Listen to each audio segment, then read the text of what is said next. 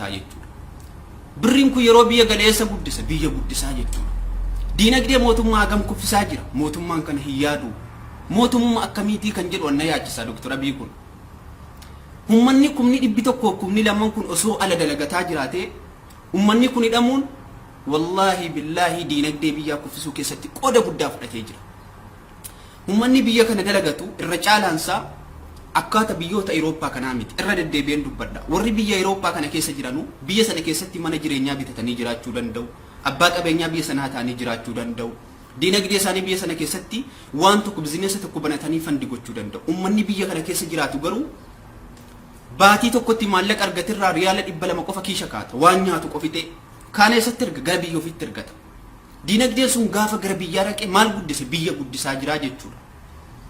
Garuu har'a wanni dubbatamaa jiru diyaaspooraan kumni 400 biyya kana keessa jiru kumni 400 kun osoo mirgisaa kabajame mirgisaa kabajuun maali na jalaan qabinaachuun danda'u mootummaan akkuma dheengadda paarlaamaa irra deemee dubbate sana biyyi kun seera mataasii qabdi ummata of keessaa qabuu ni dandeessi garuu ka qabame kanaaf kabajaa kenne ila mootummaan Dr. Abiy ummata miidhaatti of miidhee dhaggeeffadha ummata kana miidhee jiilchaa afaan isaan qabachiisaatti baa hundi kun dhufee mataa irra tuulame akkamitti jedha na gaafadha gaafa ummanni kun namni kumni 20 qabamu yaa mootummaan ummata galchi koronaa dhufee jedhe afaan nu qabachiisa namni dhaqee 50 gahe yaa mootummaan manni danateeraa galchi lolatu natti jiraa jedhe afaan qabanne yaa mootummaa galchii jenne diinagdeen dhabee jedhe afaan qabanne yaa mootummaa galchii jedhee ummanni duulatti tuule ala namoo maal jedhe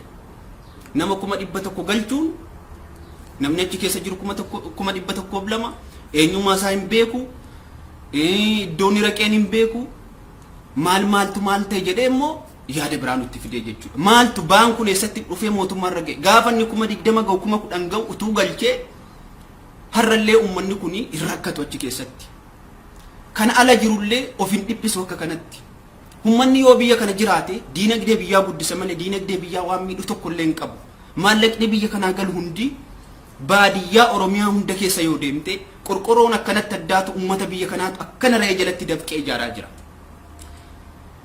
gibrii mootummaan abbaasaa gaafatu kana akkanatti dafqee abbaasaatti ergee gibrii irraa kaffalaa jira kanoo beenni halkanii guyyaa ummanni aanaa akkasii walitti gurmaa'uudhaan komishiniin amma komishiniin godina irra jirti aanaa irra jirti ganda irra jirti ummanni ganda akkasii maallaqa walitti fidachuudhaan daandii baafatee jira kan jedhee mootummaan gabaasa yeroo hunda dhiyeessu kana eenyutu ijaare eenyutu daandicha baas ijoollee biyya kanaa tabbaatti ergite ilma kiyya daandii baafataa jiraan gargaara ilma kiyya kana godhachuuf jennaan baasaa jira har'a zayitiin 900 galee jettanii yaa jirtu osoo ijoolleen biyya kana jiraatte osoo sin gaagama siyaasaatiif ijoollee kana daroo dhiiftanii wallahi hin jabaatu rakkoo keessantu ammas rakkoo sinitti dhalaa jira rakkoo keessantu ammas rakkoo sinitti ta'aa jira jechuudha kanaaf ummanni biyya kana keessatti rakkachaa jiru namni kumni 100 osoo biyya kana keessatti dalagataa jiraate wa alaykum salaam wa rahmatullahi wa barakatuh anaa dhufundi keessanu baatii tokko keessatti birrii biiliyoona tokko galcha biyyaaf namni hidhaa jiru kun yeroo bakkee jiru baatiitti namni riyaala kuma biyyan galchatin hin jiru namni xiqqaan jechuudha anamma maallaqa xiqqaan on dalage baatiitti riyaala kuma gadi biyyan galchadhu kana jechuun maal jechuudha fakkaattonni ko namni kumni 200 mana hidhaa keessa jiran kun baatii tokkotti birrii biiliyoona tokko biyyaa galchu jechuudha birriin biiliyoonni kun aanolee godina Oromiyaa hundatti gaafa gale magaalaa guddisaa jira guddina magaalaa amma pilaaniin magaalaa nama fakkeenya magaalaa Jimmaafu an dhalataa Jimmaati Jimma kaleessa roga hundatti guddataan turre har'a magaalaan kaleessa hin jirre hundi pilaanii kaa jira jechuudha naannoon baadiyyaan hundi magaalaa taa jira jechuudha eenyutu bitaa jira diyaasporaa ijoollee biyya Saawudii teessee bitti kun biyya guddisaa hin jiru biyya guddisaa jira mootummaan kana ofirratti wallaalee har'a ummata kanatti qoosuun ummanni kun yoo qabamee galee oo barbaadee dhufu maaltu irraa gashe mootummaa lubboo fi gurguree dhufaa jira haduu woo du'e kan biyya kanaa galchu ummanni biyya kanaa xiyyaara mataa isaa qaba xiyyaara baladiyyaa yookaan xiyyaara ummata guuree gara biyyaatti galchu har'a miti waggaa 30 irraa qopheeffatee qaba diinagdee ofiitiin galcha mootummaan irraan fudhatu cal jedhee booleetti maaltu irraa isa galche abbaan barbaadee dhufu abbaan barbaade baaratta nyaatamu rizqii biyya kanaaf naannatu eessa guddisaa jira biyya isaa guddisaa jira kabaja ummata ofiitii kennuun maaliif dhabame sana malees ummata kana maaliif sobde harrammoo nama 100 galchuudhaaf si erga obboleessa kiyya nama 100 galchuudhaaf baatii 8 nutti fudhata baatii 7 nutti fudhataa jira jettu maaliif waakkatu xiyyaara biyya kanaatu galchaa guyyaatti xiyyaara 20 nuufi anjettanu yoo barbaaddan shafkii laga xaafootti laga daadhiitti yookaan buraayyuutti shafkii wayii ijaartanii ummata sana achitti guurtanu yoo mana dhabdani maaltu irraa sin galche ummanni kun asitti dhukkubsatee dhumumoo biyyoo fi galee qilleessa dhukkee sana keessa buluuti isaaf caala maaliif rabbiin nama azaaba akkanaa sin qalqame kan galchu xiyyaara biyya kana kan waakkatu isini maalumaaf waakkatu isintu galcha maallaqina biyya kanaatu galcha yeroo biyya galchine minaamini aakiminaa barbaachisa ummanni maal akkama dhumaa jira asitti aakimii keessanuun barbaadu qilleensa osoo argate inni biraan waan tokko wanna mootummaa keenya dhaamu barbaadu waan ummanni keenya hin daganne hani riyoota hedduun achii qaba baatiitti natti dawwalatu maallaqa akkasii dalagadhee gasee achii qabu adaraa riyaala 1,000 achii fuudhinaa ergiinaan jedhu gaafa baatii kana ammas adaraa riyaala 1,000 iddoo akkasiitii fuudhii abalutti naa kennii mana hidhaatti naaf erguunaan jedhu nan ergaafi ummanni kuni baatiitti riyaala 1,000 yeroo fixe maaliif riyaala 1,000 fudhatte yeroo jedhu ganama kubzii tokkoof jugunii tokko nuu dhuftii jedha yeroo sana nyaanne cuggarraan nu luqqaasoo nyaata eeggannu hin beelofna kanaafuu buskuta alaa riyaala 2 binnu mana hidhaa keessatti riyaala 30 binnaa jedha gaafa baatii tokko riyaala 1,000 sana fixeen jiraa jedha ummanni kuni baatii 7 kanichi keessa jiraatetu jira waggaa tokko kanichi keessa jiraatetu jira gaafa waggaa riyaala 12,000 fixaa jiraa jechuudha riyaalli 12,000 yoo gara biyyaa gale meeqata birrii 200 biyyaa ta'a ummanni kun mana hidhaa keessatti rakkachuurra riyaala 200 sana fudhatee yoo gara biyyaa gale birrii biyya 200 biyya keenya jechuudha riyaala 12,000 sana fudhatee yoo gale suuqa tokko banatee mootummaa jalaa bilisa ta'ee jira wanni mootummaa jeequ maali rakkoo hojii dhabuudha osoo hojii dhabdummaan hin jirre namni otoo hojii qabaate yeroo mootummaan lolu hin qabu hojii ofii hojjechuu malee osoo diinagdeetti waa hojjetu qabaate waan mootummaadhaan taa'ee tagga'u qabu wanni mootummaan nama taggaasisu hojii dhabdummaadha kana jechuun an biyya kana keessatti yeroo hin taa'u yeroo hunda ol bahee viidiyoo waraabuu hin danda'u sababni isaa hojiin hojjetadha waan ta'eef fakkeenyaaf namni biyya firiideemii jiran fakkeenyaaf Masirii fudhaa ijoolleen biyya Masir jiran irra caalaan isaanii hojii hin qaban yeroo isaanii asirratti bashannanuu dubbachuu ni danda'an akkasumas namni hojii qabu yeroo itti ol bahee dubbatu iyyuu hin qabu yeroo mootummaa jeequ iyyuu hin qabu hojii isaatti jajjabaate jechuudha gaafa sana har'a namni baatii 12 hidhame jejaan riyaala 1,000 fixaa jira baatii 12tti riyaala 12,000 fixaa jira riyaalli 12,000 yoo arra sharafame birrii 200 biyya keenyaati birrii 200 sana fudhatee yoo gale maal godha suuqa tokko ittiin banateetu hojii dhabdummaa jalaa bahee biyya ofii guddisaa jechuudha sadarkaa kanaan ummata kanatti taphattanii ummata kana galchuun akka nutti fudhataa 7 keessatti numaa gabaasa OBN irratti ji'adhaas hin dhageenye 7 dheengaddas 7 dhufu 7 maaliif ummata kana hadagdu ummanni kun isinii bu'aa buuse malee isin hin miine beekaa isin guddisaa jira malee isin miidhaan jiru maaliif ummata keessan aantummaa isaanii wallaaltaniin hedduu waan nama gaddisiisuudha yaa ummata keenya ummanni keenya dhumaa jira yeroo ammaa kana bilbilarraa guuramee jira rakkoo guddaa keessa jira xiinsa muusaa tuqamee jira hin maraataa jira wallaahi guyyaa guyyaatti danaazaatichi keessa yaafamaa jira bilbila guddaa dhabanu bilbila xiqqaadhaan nutti machaa jira guyyaa guyyaatti du'aatichi baafamaa jira sababni isaa godaansa seeraan alaa keessatti ummanni godina Jimmaa sadarkaa tokkoffaarra jira biyya Suudii dhufuudha ummanni godina Arsii sadarkaa lammaffaarra jira Walloo Harargeen sadarkaa sadaffaa farfaffaarra jira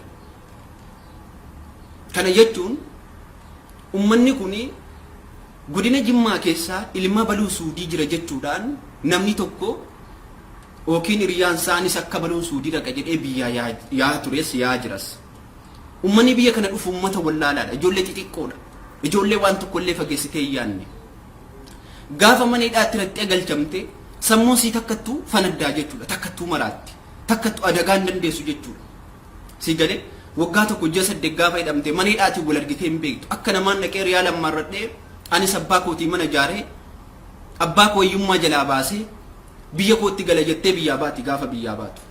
Gaafa dhuftu garuu rakkoo addaati sii mudate. Gaafa riixee mana hidhaa keessatti hidhamtee nama 300 kilaas tokko keessatti hidhamtu takkattuu maraatti jechuudha. Takkattuu sammuun sii gadhiisa. Bifa kanaan uummanni keenya achi keessatti maraataa jira, rakkachaa jira. Kanaaf mootummaan uummata kana irratti qoosuu dhiisee uummanni kun hidhamuun saana miidhamuu na fayyadaa jedhee ilaaluu qaba. Uummanni kun hidhamuun wallahi mootummaan fayyadu, mootummaa miidha malee. Sirriitti diinagdee mootummaa miidhaa jira. Mootummaadhaan rakkoo mootummaan akkanatti to'ata jiraatee tokko uummanni gaafa beela'e amma mootummaa nyaachuudhaaf gadi yaa jechuudha. Mootummaatti falmuudhaaf gadi yaa jechuudha. Anaa dhufu obboleessa koo ati waa beeku. Ana baree jira. Itti fufe. Carraa boodannaallee naa kenna. Ol fuudhi sagalee kee. Sagaleen kiyyan dhaga'ama. Ayyaa tokkummaa maaliif sitti dhufe beektaa jalqaba irraan si hordofaa jira. Waan tokkotu akka amma herreega reeffatu hojjette santu akka malee mataa na dhukkubse akka malee immoo ummata nu dhaggeeffataa jiru kanas mataa dhukkubsaa garuu immoo gara tokkoon karaa mootummaatiin yoo laalle fi karaa mootummaatiif warra biyya san keessa jiru yoo laalle biyya kana ijaaruu itti hajamaniiti moo maal godhuu itti hajamaniiti ka jedhu tokkummaa gaafii namatti ta'a. Abdiishaa baga dhufte.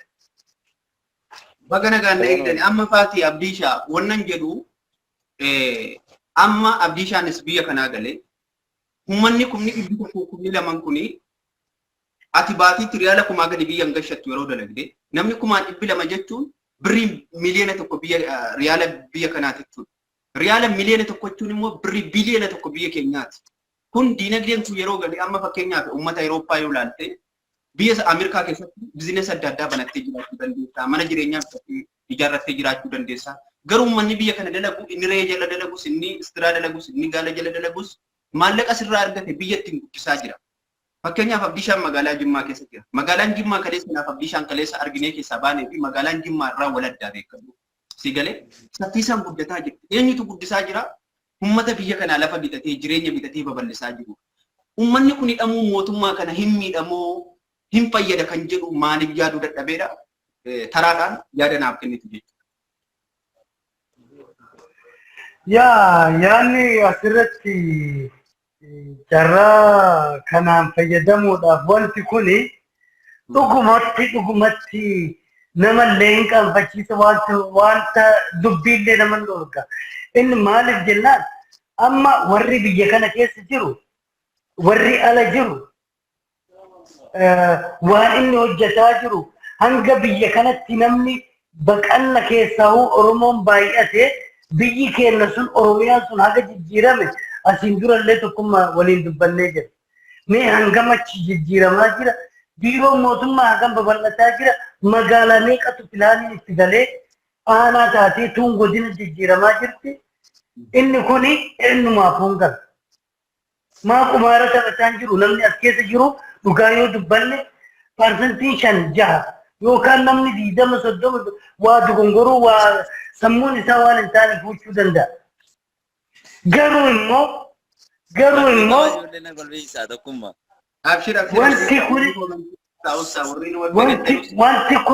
wanti kun yoo akka hin hojjetamne taate dhugumatti biyyi suni dhugumatti kun amma qeeqa mootummaatillee miti. Deeggarsa mootummaatillee miti. Ila biyyi suni karaa malee irra jirti. Nuunillee kutaa jirti. Amma maalitu Oromoon akkuma beekamu bakka bakka jira. Bakka feete jiraattee zeegaa biyya sanii qabatee laafinnaa fi miidhaan numa hunda bakka takka alan. Warshaa tokko keessa jirra immoo. Warshaa tokko keessa jirra goloo haa jiran malee. Warshaan kun gaafa gubate kaampaaniin kun gaafa itti qabate koloote irraa goree gubee tachaantu bira hin dabu. Ibidda eega qabate. Isa kana dhaamsuu fi maaltu hojjetamuu qaba? Saba dhagayuu hedaa uummanni kun. Mootummaan kun sabaa gurra kennuu hedaa yoo jenne ummataaf gaafii goonee dhiisuu dhanuti. Dandeettiin keenya. sirrii Isa kanaaf wanti kun xiyyeeffannaa yoo itti kenname yoo biyyi sun dhugumatti ijaaramuun itti haajamamu taate maraataa biyya san keessaattu fayyaa jira sababa ijoollee biyya kanaati. Isa jiru, isa yaadu, isa baratu, isa barsiisu dhiisi maraataan biyya sanitti sarraatenyaa maallaqa sirraatiin qaxarameeti maraataan biyya san keessa fayyaa jira. Kuni dhugaa ijoollee biyya Arabaati. Dhugaa ijoollee mootummaa mormaniitii miti kan ijoollee mootummaa deeggaraniitii miti. Dhugaa ijoollee biyya Arabaati. Sababni isaa kun maaliif waan kana kophatti baafte uummata Arabaa kana Suudii kana honaan jette hedduun isaanii parsantiin hedduun akkuma Ustaaz Kaamil Shamsuu dheengadda adda baasan warra seeraan alaati. Warri seeraan alaa kun immoo yoo dhufe waggaa takka taa'e lama taa'e carraan isaa guyyarraa naqabanii eeggatu. Namni naqabanii eeggatu kun of duratti waa darbata. Heddummeessa. Amma parsantii yoo laalle warra seera hin qabnetu biyya san keessatti waa hojjetataa jira. Warri seera qaban mee takka jennee barachaanu jennee bara dabraa jennee jedhanii idaa mootummaatii waliin miidhamu jira. Kuni xiyyeeffannaa keessa galee hin galle ana jira. Wanti hojjetamu wanti herreegamuu qabu dhiifameeti wanti biraa herreegamaa jira. Inni kuni akka sabaatitti akka nama afaan Oromoo kana dhagahuutitti sirriitti yaaddeessaadha. Sirriitti illee dheeressu. Galatoomifatti sittin deebi'a Abdiishaan biyya keessaa carraa fayyadameetu haalli biyya keenyaa xiqqoon Turkiin illee ulfaataa yeroo ammaa garuu bareeduma alhamdulillah ijaa wal arguu kun hawwii guddaadha beektaa biyyi keenya waan kanan argattenne illee yaanne Abdiishaa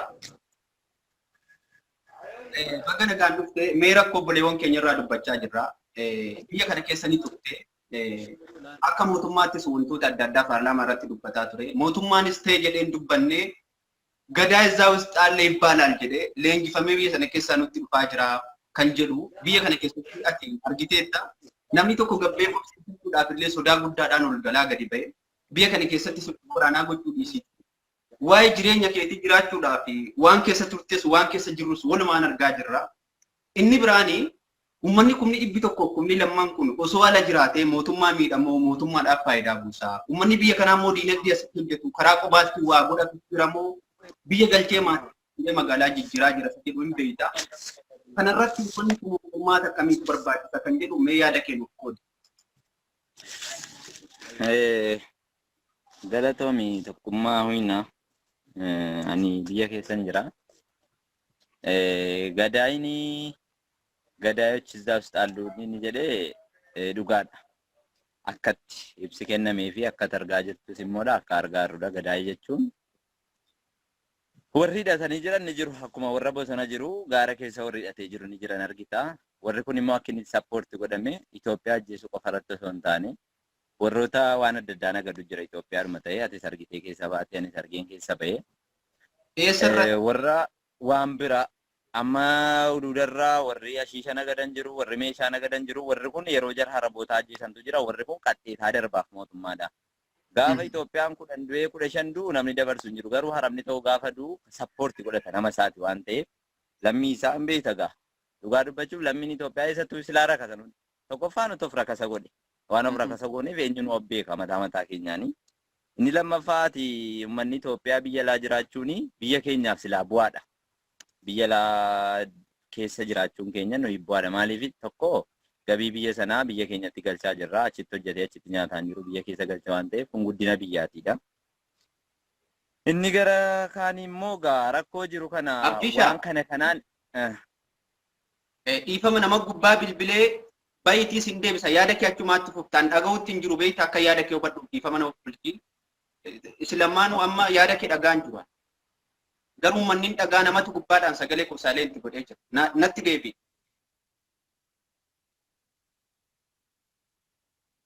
Ayya obboleewwan kun of bulchaa nan deebisa isaan lamaanuu warri bilbiltanii hin bilbilina sagaleen kun dhaqee wal ukkaamsa jechuudha daariktee jechuudha sagalee nan dhagaa isin dhageessu garuu dhaga'uu hin danda'u sababni isaa namatu sagalee kun ukkaamsee jira jechuudha narratti dawwal dhiifama Abdiishaa fi obboleessi kuukaan deebi'anii yaada isaanii haa xumuratanu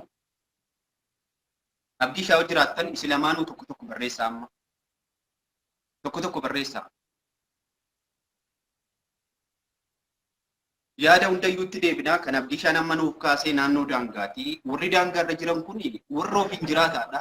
Sun biyya kana sin dhufnee biyya kanatti sidhamanii jiran isaan daangaa dakaa jiran jechuudha. Biyya kana keessa miti kan isaan jiraatan. Kanaaf yaadni Abdiishaa yaada sirriidha. Iddoo sirriitti sirriidha jennee fudhannaa. Iddoo sirrii hin taane immoo walumaa yaadatti jijjiirra. Warri koomentii kun arraban barbaannu, yaada badaan barbaannu, yaada keessan seera bilisaan dhuftanii asirratti dubbatan.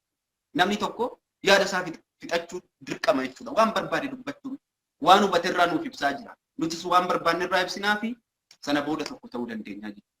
Abdiishaa yoo jiraatte fatii dhufeera Abdiishaan dhufeera. Baay'ee. Jarri kun yaada isaanii xumuratanuu isin affeera. Abdiishaa. Yaada kun itti fufa tokkummaa. Inni kuni amma dhaga'ama. Namatu na eenyu godhee beektaa bilbilee golu gubbaatti. haa ta'u tokko tokko wal gaafataa walii deebisaa deemnaa. Isa kana lammiin keenya asitti eenyu ta'uudhaaf hundi keenya miidhamaadha. Atis miidhamaadha, anis miidhamaadha. Obboleessa tiruun qabaan biyya sana keessaa. Tiruu jechuun hin beektaa atis. Yoon baasee sana isa kanan jennes ni jira. Wanti immoo deengadda Abiyyiin jedhee gaafatameera Ustaas Kaamil Shamsuu gaafatanii jiranii. Abiyyiinis immoo gaafii isaanii deebisanii jiranii. Tokkoffaa akka inni itti dhufaa jiru akkuma aniifate eenyu taanutti isaan biyya sana keessa ambaasaaddarri jira, konsiilaan adda addaa katamaa magaalaa hunda keessayyuu jira, Riyaadiin jira, Jiddaan jira, Xaayifiin bakka hundayyuu jira. Kuni tokkoffaa akka inni itti darbaa jiru akka Itoophiyaan achi keessatti ambaagannaniidhaan jiraatu. Tokkoffaa meeshaa nagaduudhaan, lammaffaa ashiisha nagaduudhaan, sadaffaan waan adda addaa achi keessatti haraqee adda addaa baasanii nagaduudhaan warroota hidhaa eenyu ta'e hidhaa idmeelik yookiin akka garaa jechaatti farachiisu himamaa jira mootummaatti gaafachii dhufe eenyu ta'amu jechuudha. Qulqulluu warra magaalaa keessa qofatti akka kootiif akka kee mana keessa shaayii danfisaa yookiin immoo mazraa adda addaa hojjetaa eenyu ta'amu qofaa miti kan mootummaatti himamaa jiru akka beeynutti. Warroonni ashiisha nagadan amma daangaarra jira itti sirriidha daangaarra jira. Itoophiyaadha immoo gaafachii gasseenan hin beeynaa ashiisha gaafa fidanii dhufanii haraboota harkaa birrii gurguddaa fuudhanii haraboota ajjeesanii ashiisha sana deebisanii warra gurguratantu jira.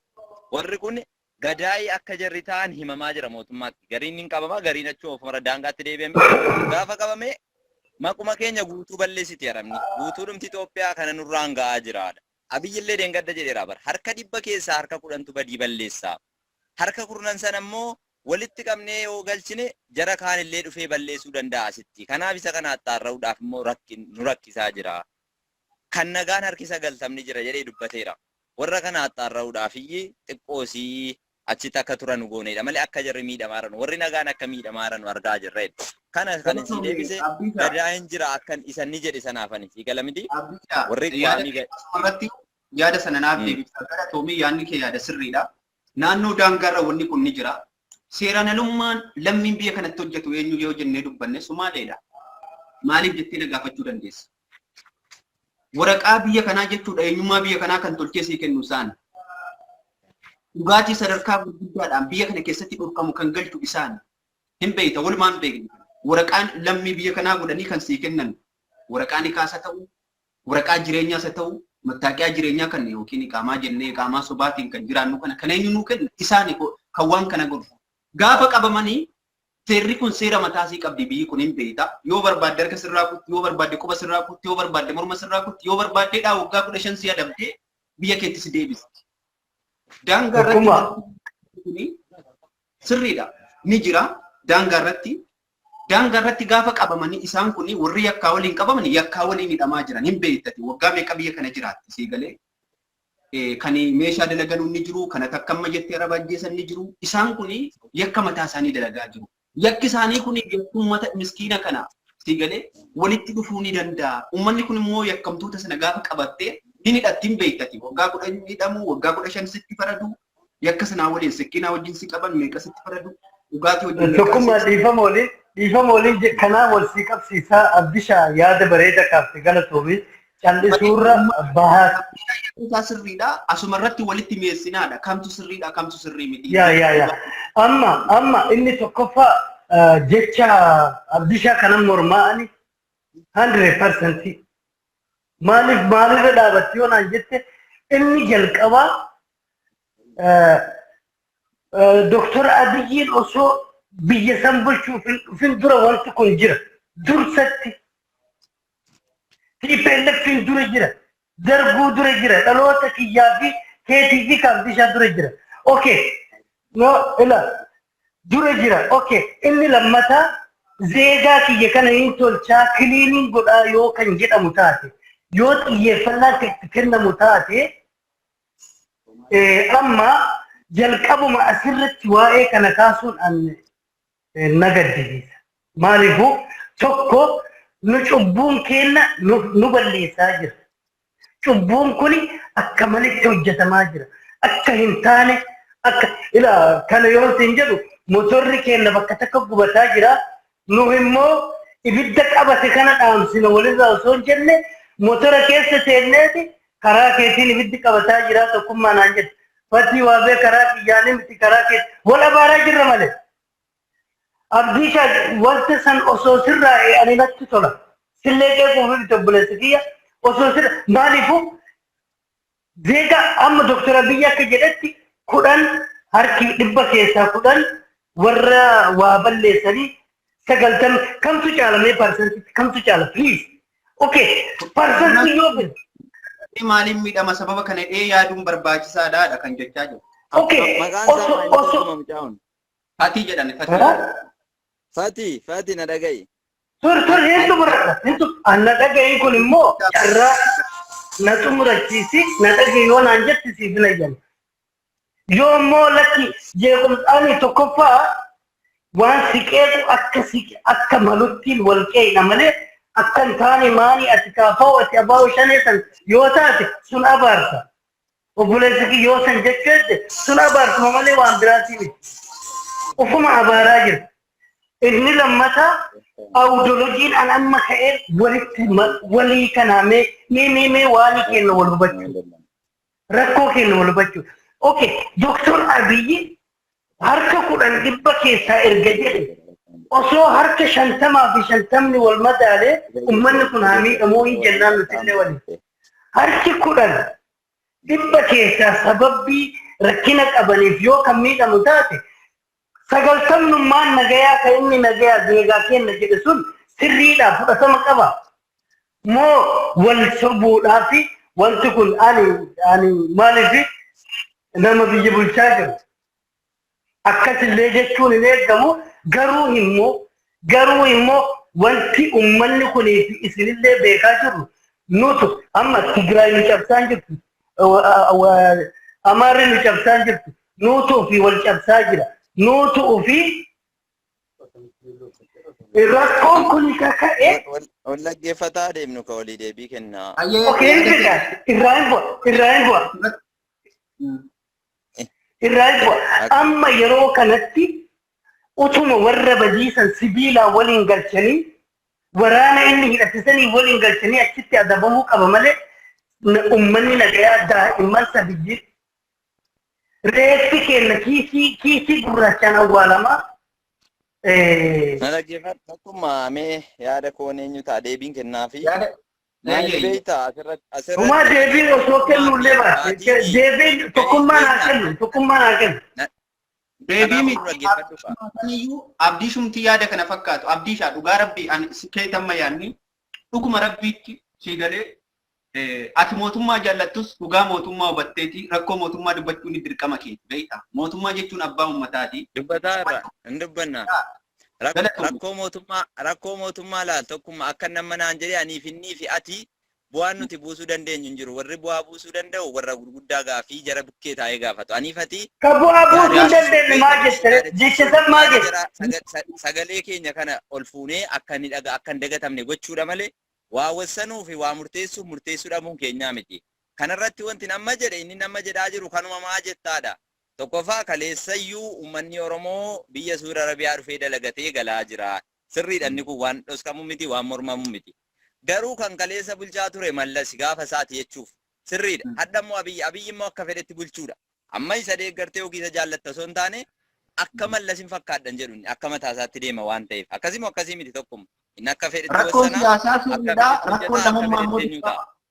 kanaafuu jecha isaarratti jecha inni jedhe irratti hangana sadii sarraan eegamu jedhe. Nuti sarraaf eegamaaf waan eegamu Abiyyitti mun nu barbaachisu. Haddas ta'e boris ta'e tokkoffaa wanti lammii keenya biyya sana keessatti miidha inni guddaan Gaafa duraa dubbadheen jira viidiyoo sana buuseen poosti godha amma. Mootummuma kana hiriyaa ofii godhannee tuffachuudha. Isa nu jennuun deemii isa nuti jennu taa'aadha. Inni kun ta'uu hin qabu. Ammas wanti nu gochuu qabnu dhiibbaa irratti godhamu goonee lammii keenya biyya alaa jiran biyya alaa keessatti dhumaa jiran galchuudha malee mootummaa ati akkanaan deemee ajaja keenyaan deemee jechuu miti. Nuti ofuu hin dandeenye tokkoffaa namni of hin dandeenye inni of danda'e biyya isaa keessatti waan fedhe godhan nuti of dadhabaadha of dadhabnee biyyaa baanee ofuu hin dandeenye maatii jijjiiruuf waan taaneef jechanni jedhe jala dhaabbannee ishi jennee hajajamaa taanee rakkoo lammiin keenya keessa jiruuf rakkoo mataa keenyaa keessa jiru keessaa ba'uudha malee abiyyi kana jechuu maftiin qabu atakkaa baluutti nu bulchii. No. Abdisha galatoomii.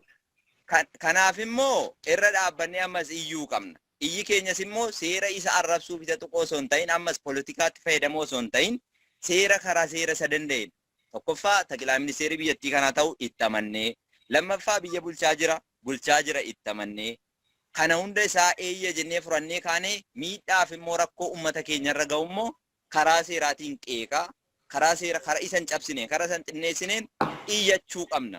Otoo kaleessa tokkummaa gaafa duraa uumti rakkoo kana fide tokkoffaa gaafa duraa ramshaa mana hidhaatti ka'e miti ijoollee keenya akka achitti kuufamu gochuun ramshaa embaasii wajjin nu fedha bara. Embaasiin gaafa namni waa tokko jedhu waa 9 godhee himachuu danda'a. 10 godhee himachuu danda'a. Otoo gaafa duraa siraataan namni keenya eenyu ta'e achin ture gaafa sana. Yeroo namni xiqqoo jedhamu waan biraa keessa gaggalamaa dhufe kana dallalanii jarri waan biraatiin sappoortii godhaniiru. Kana keessa ish akka jedhan haa taanu jedhe innachi waan bakka bu'aasaa qabu ennaani. Kun gaafa jedhaa dhufu koronaan dhufu keessa uummanni kuufamuun dhufe qabaan achiin hammaatee ittuu balaan adda addaatiif saaxilamne. Amma garuu wanti nu gochuu qabnu engadda Kaamil Shamsuu nu hordofaa jira. Sirriitti guyyaarraa gaafachaa jira. Paarlaamaa keessatti isaa saara laayivii dabarsaa jira. Isa kana jala dhaabbannee nuti immoo akka hin dagatamne. Itti iyyinee karaa Kaamiliin keessoodhaan isaanii wal qunnamanii haasa'u. Ala kanaan immoo akka ijoolleen keenya hin dagatamne itti iyyinee ganamaa galgala. Inni isin jettan sirriidha. Rakkoo keessa jirra kaati boolla keessa teessee ko amma ol baatutti nama sirra jiruun ati sirriidha sirrii miti hin jettu. Harkana nabii Abdisha irra gaafiin qaba. Gaafiin qaba. Kanaafuu amma rakkoon keenya ammas ilaalcha siyaasaan nu keessa jira. Ilaalchi siyaasaan barbaachisu ijoollee Suudi Arabiyaa nafsiidha barmannidha jechuun hinduutu hin jiraattu achi keessatti dhumuudha. Kanaa innaa ilaalcha siyaasaa dhiifnee ilaalcha tokkummaaf ilaalcha lammummaatiin deemnee rakkoo ijoollee sanaa guyyaarraa yaadachiisaa akka inni fuudhamu goonee obsaanitti deemuudha. Ala teenyee waan feene haasa'uun ala teenyee siyaasa adda addaa irratti oofuun gaarii mitiin jedha akka kanaan koo yaadni tokko. Abdishaa irraa gaafii qaba.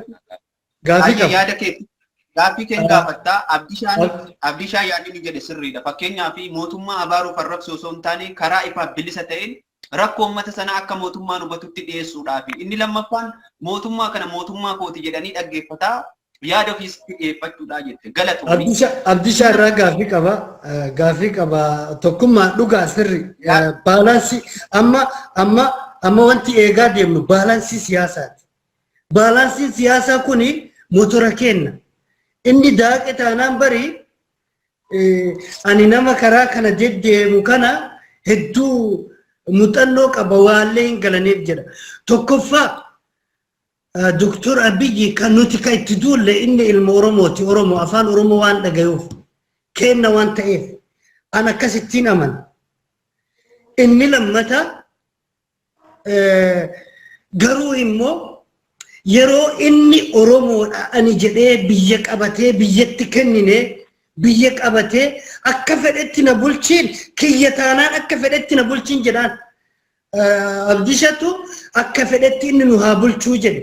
Akkas osoo ta'e kan Tigraay nutti dhiifna akkuma fedhanitti nu haa bulchan. Mee wanti ati akka fedhetti nu haa bulchu jetteefi gaafii tana ila siyaasa kee bal'isi miira keessan galin Abdisha. Maaliif kuni Dr. Abiyyi nu dhufe kenna muummicha ministeeraati bar Noobeelii fudhate addunyaa harkaa ani isa falmuu hin danda'u kana. Wayi. Garuu immoo kenna Oromoodha. Abdishaa hin bahe obboleessi koo akka fedhetti naa bulchituu hin taane akka fedhin nu bulchaan jedhe seera mataa isaatiin akka fedhetti na bulchin jenne. Mootummaan akka fedhin nu bulchaan jedhe malee ani akka fedhetti na bulchedhee yaada koo kennuu miti. Akka fedhetti jechuun namni gahee mataasaa qaba waan eenyu ta'u yaada mataasaa waan qabuuf mataa keenyatti nutuu fedhii mataa keenyaa qabna malee ajaja mootummaa qofaan rakkoo qofa kan namni akka fedhetti na bulchi jedhuuni malee namaa miti nama mootummaan tokko namumaa hin kabajaa akka sanatti dogongoraa fi maal isa jiru itti eenyu taata innis karaa seeraa ta'eedhaan hin jedhe malee akka fedhetti na bulchi hin jenne ilaali isa kana achitti hubachuu qaba. Kanaafuu ammas wanti namni keenya baruu qabu isa siyaasaatti wal galchaa irra yoo gara siyaasaatti wal galchine immoo Oromoon nama isaatti iyyee nama isaa sirreeffachuun karaa nagaatiin qajeelfachuun giddiidha sirraa eegamas inni achi taa'u waan Oromoo ta'eef nu dhaggeeffachuu qaba isa kana sirriidha garuu hammadhaa keessatti dhiibbaa immoo eenyutu irratti godhaa jira inni ilaasa kana yoo irra deemne ajandaa ijoollee kanaa jijjiirra tokkoffaa amma warra la jiran amma koomentii barreessan ni argita tokkummaa nuti abiyyumaan beeynu abiyyiin akka nun feene akka feene nun bulchitu abiyyiin akkasii ila abdisha ka koomentii ilaali anaafsitu ila yoo ka koomentii abdisha yaada ilma namaa kana of fudhattee biddaan nu gubisi godha abdisha amma fakkeenyaaf yaada nama tokko fudhattee no okay abdisha tokkummaa mariin kennan tabalashaa yoo koomentii irra hundoofne inta balashaa mariin kennan miira keessa yaadan sii kaase ila abdisha amma jechi kiyya anillee waa'ee abiyyi mormuu maal ta'uu osoo hin taane Oromoon osoo abiyyi Oromoo ta'uu baate guyyaa lama achirran bulu osoo abiyyi Oromoo ta'uu baate ila isii tana waa hubannu bareechine TPLF akkasii hidhatte waggaa 27 biyya gabroomsite mee isin naaragaa eenyutu ari'a amma warri Amaaraa nu hijira Sumaaleen nu hijirti ya sirriidha abdishum kun filaatoo biyya Oromoo yaakin dirreen deeggara ila isa Poleesa keenyaas osoo Oromoo hin taane guyyaa lamatti hin buluu jedha. Sababni isaa maali? Utuun Oromoo hin taane ati jalam fiigdaa? Animmoo otoo Oromoo hin taane namichi kun immoo ammuma kana ija isaa keessa ilaallee itti naasofnuun jedha dhugaa dubbanne. Mallasiin waggaa 27 iyyinee itti dhumnee itti garafamee boolla ittiin namaan citeeyyi waggaa 27ffaatti keessaa oppidiyoon hundaa'ee keessaa qoraattii itti taanaan bu'e malee guyyaa lamaaf guyyaa sadiitti hin buune. Isa kana dhiisaa inni kun nu fageessa waan taanes argineerra. Akka titaanis argineerra akka miidhamne miimoorii waan kana ijoollee puritiin taate miimoorii of keessaa baafte yoo gara siyaasaa dhaqne waan biraati. Abdii Shaafati tokkitti na dhaggeeffadhu.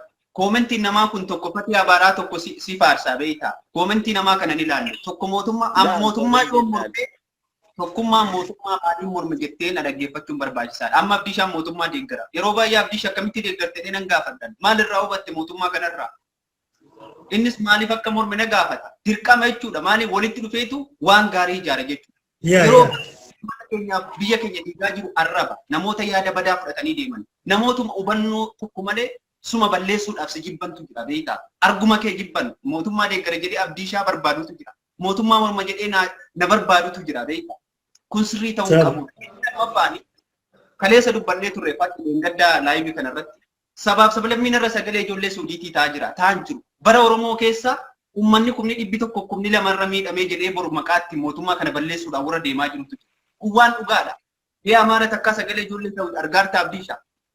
Silti argaa jirta Guraagee hiriira yookiin dhimma ijoollee kanaa dubbatu argaa jirta. Kan dubbatu Oromoodha. Garuu siyaasa jennee kalaaqaa malee bara mootummaa Dr. Abiy bara mootummaa Oromoo keessa ummanni akkasii akkanatti miidhameera jedhee seenaadhaa ol kaachuudhaaf deema. Kun waan dhugaadha. Inni lammaffaan waa'ee Abdii Shaa nama kaasirratti waggaa 8 irraa biyya magaalaan keessa jiru kana magaalaa Suudii Riyaad kana keessatti ummanni keenya dhakaa fudhatee makiinaa arabaa caccabsaa ture. Qaraaraa waggaa 8 yaadatta. Seera biyya kanaa daakee cabsee makiinaa caccabsee biizaa walirraa balleessanii biyyi kun akka biyyi keenya biyya kana hin dhufne biyyi isaanii biyya sana dhaqne yaanii godhanii turan. Miidiyaa. Dargaggoota biyya kanaa itti baasanii dadhabanii nama keenya jechuudha. Guyyaa lama kadhatanii jechuudha daandii irratti adaraa jedhanii Abdii Shaa viidiyoon sun ni jira yuutuubii keessa. Seera biyya kanaa daakee uummanni keenya seera biyya kanaa cabsee garuu uummanni kun gaafa waggaa tokko waan sana dagatanii jiran. Dhiifama godhanii fi beekanii uummanni keenya amma seerumaan deebi'ee guyyaa 3 guyyaa 4 keessa qabamee galaa ture jechuudha. Yeroo dhufe riskii isaa funaannatee dhiisaa jedhanii riskii isaa barbaaddatanii waan qaban gara biyyaatti galchaa ture. Har'a namni kumni 100 kumni 2 kuni osoo ala jiraate diinagdee mootummaa gambuudhu. Hin beektu Abdii Shaa inni Ameerikaa keessa jiraatu biyya sana keessatti investi godha. Garuu ijoolleen biyya kana jirtu maallaqa argattee irraa biyya ofii investi godhaa jirti. Mootummaa mormu waan barbaadee jedhuun maaltu irraa na dhibe wannan godhatu tokko illee jiru mootummaa yoo yaada gaariidhaan itti dhufu yaadni koo qeebalamuu danda'a yoo yaada badaa qabaate kun akkanuma dhuunfuu isaatiin tokkummaa waan takkaan siin jedha waan takkaan asirra kaasuu barbaade sagaleen kiyya jira. Jira. Aboonatti hin dawwalinaa namni leef irratti nama argu bismillah. Sagaleen kiyya yoo jiraate ila waan takkaan dhaamadhee dalagaatti deemu jiraalleen deema yoo ka ummata keenya kana saba keenya kanaan biyyi sunis hin badin nuunis hin badin ka jennu taate nu walli wal mormu kuni kophaa libii bahuu dhiifne ofii keenya waltaan ofii keenya waloo mari'an yoo ka yaada bareedaa wayii uumnu taate yoo ka abdishaalleen achumaan anillee FB kiyyarratti waan barbaade waan abdullaji sammuu kiyya keessa jiru ka oofa anillee akka fatiititti ufumaa kiyyaa waan kiyya oofa ka jedhu taate biyyi nu harkatti nutti kennaniiti biyya nu harka kuffisanii carraan Oromoo deebi'ee akka inni paarlamaa keessaa quban baafne achiin nu gahaa jira. Muummicha ta'uu miti achiin nu gahaa jira. Inni lammataa waan biyya keessatti hojjetamaa jiru deemaa jiru abdiishaan quba qaba ani quba qaba ati quba qaba waan biyya kanaa dhiise kuni eessaan nu gahaa jira.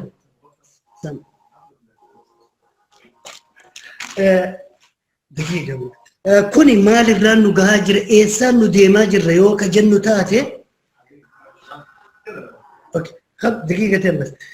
yoo kana kalaallu taate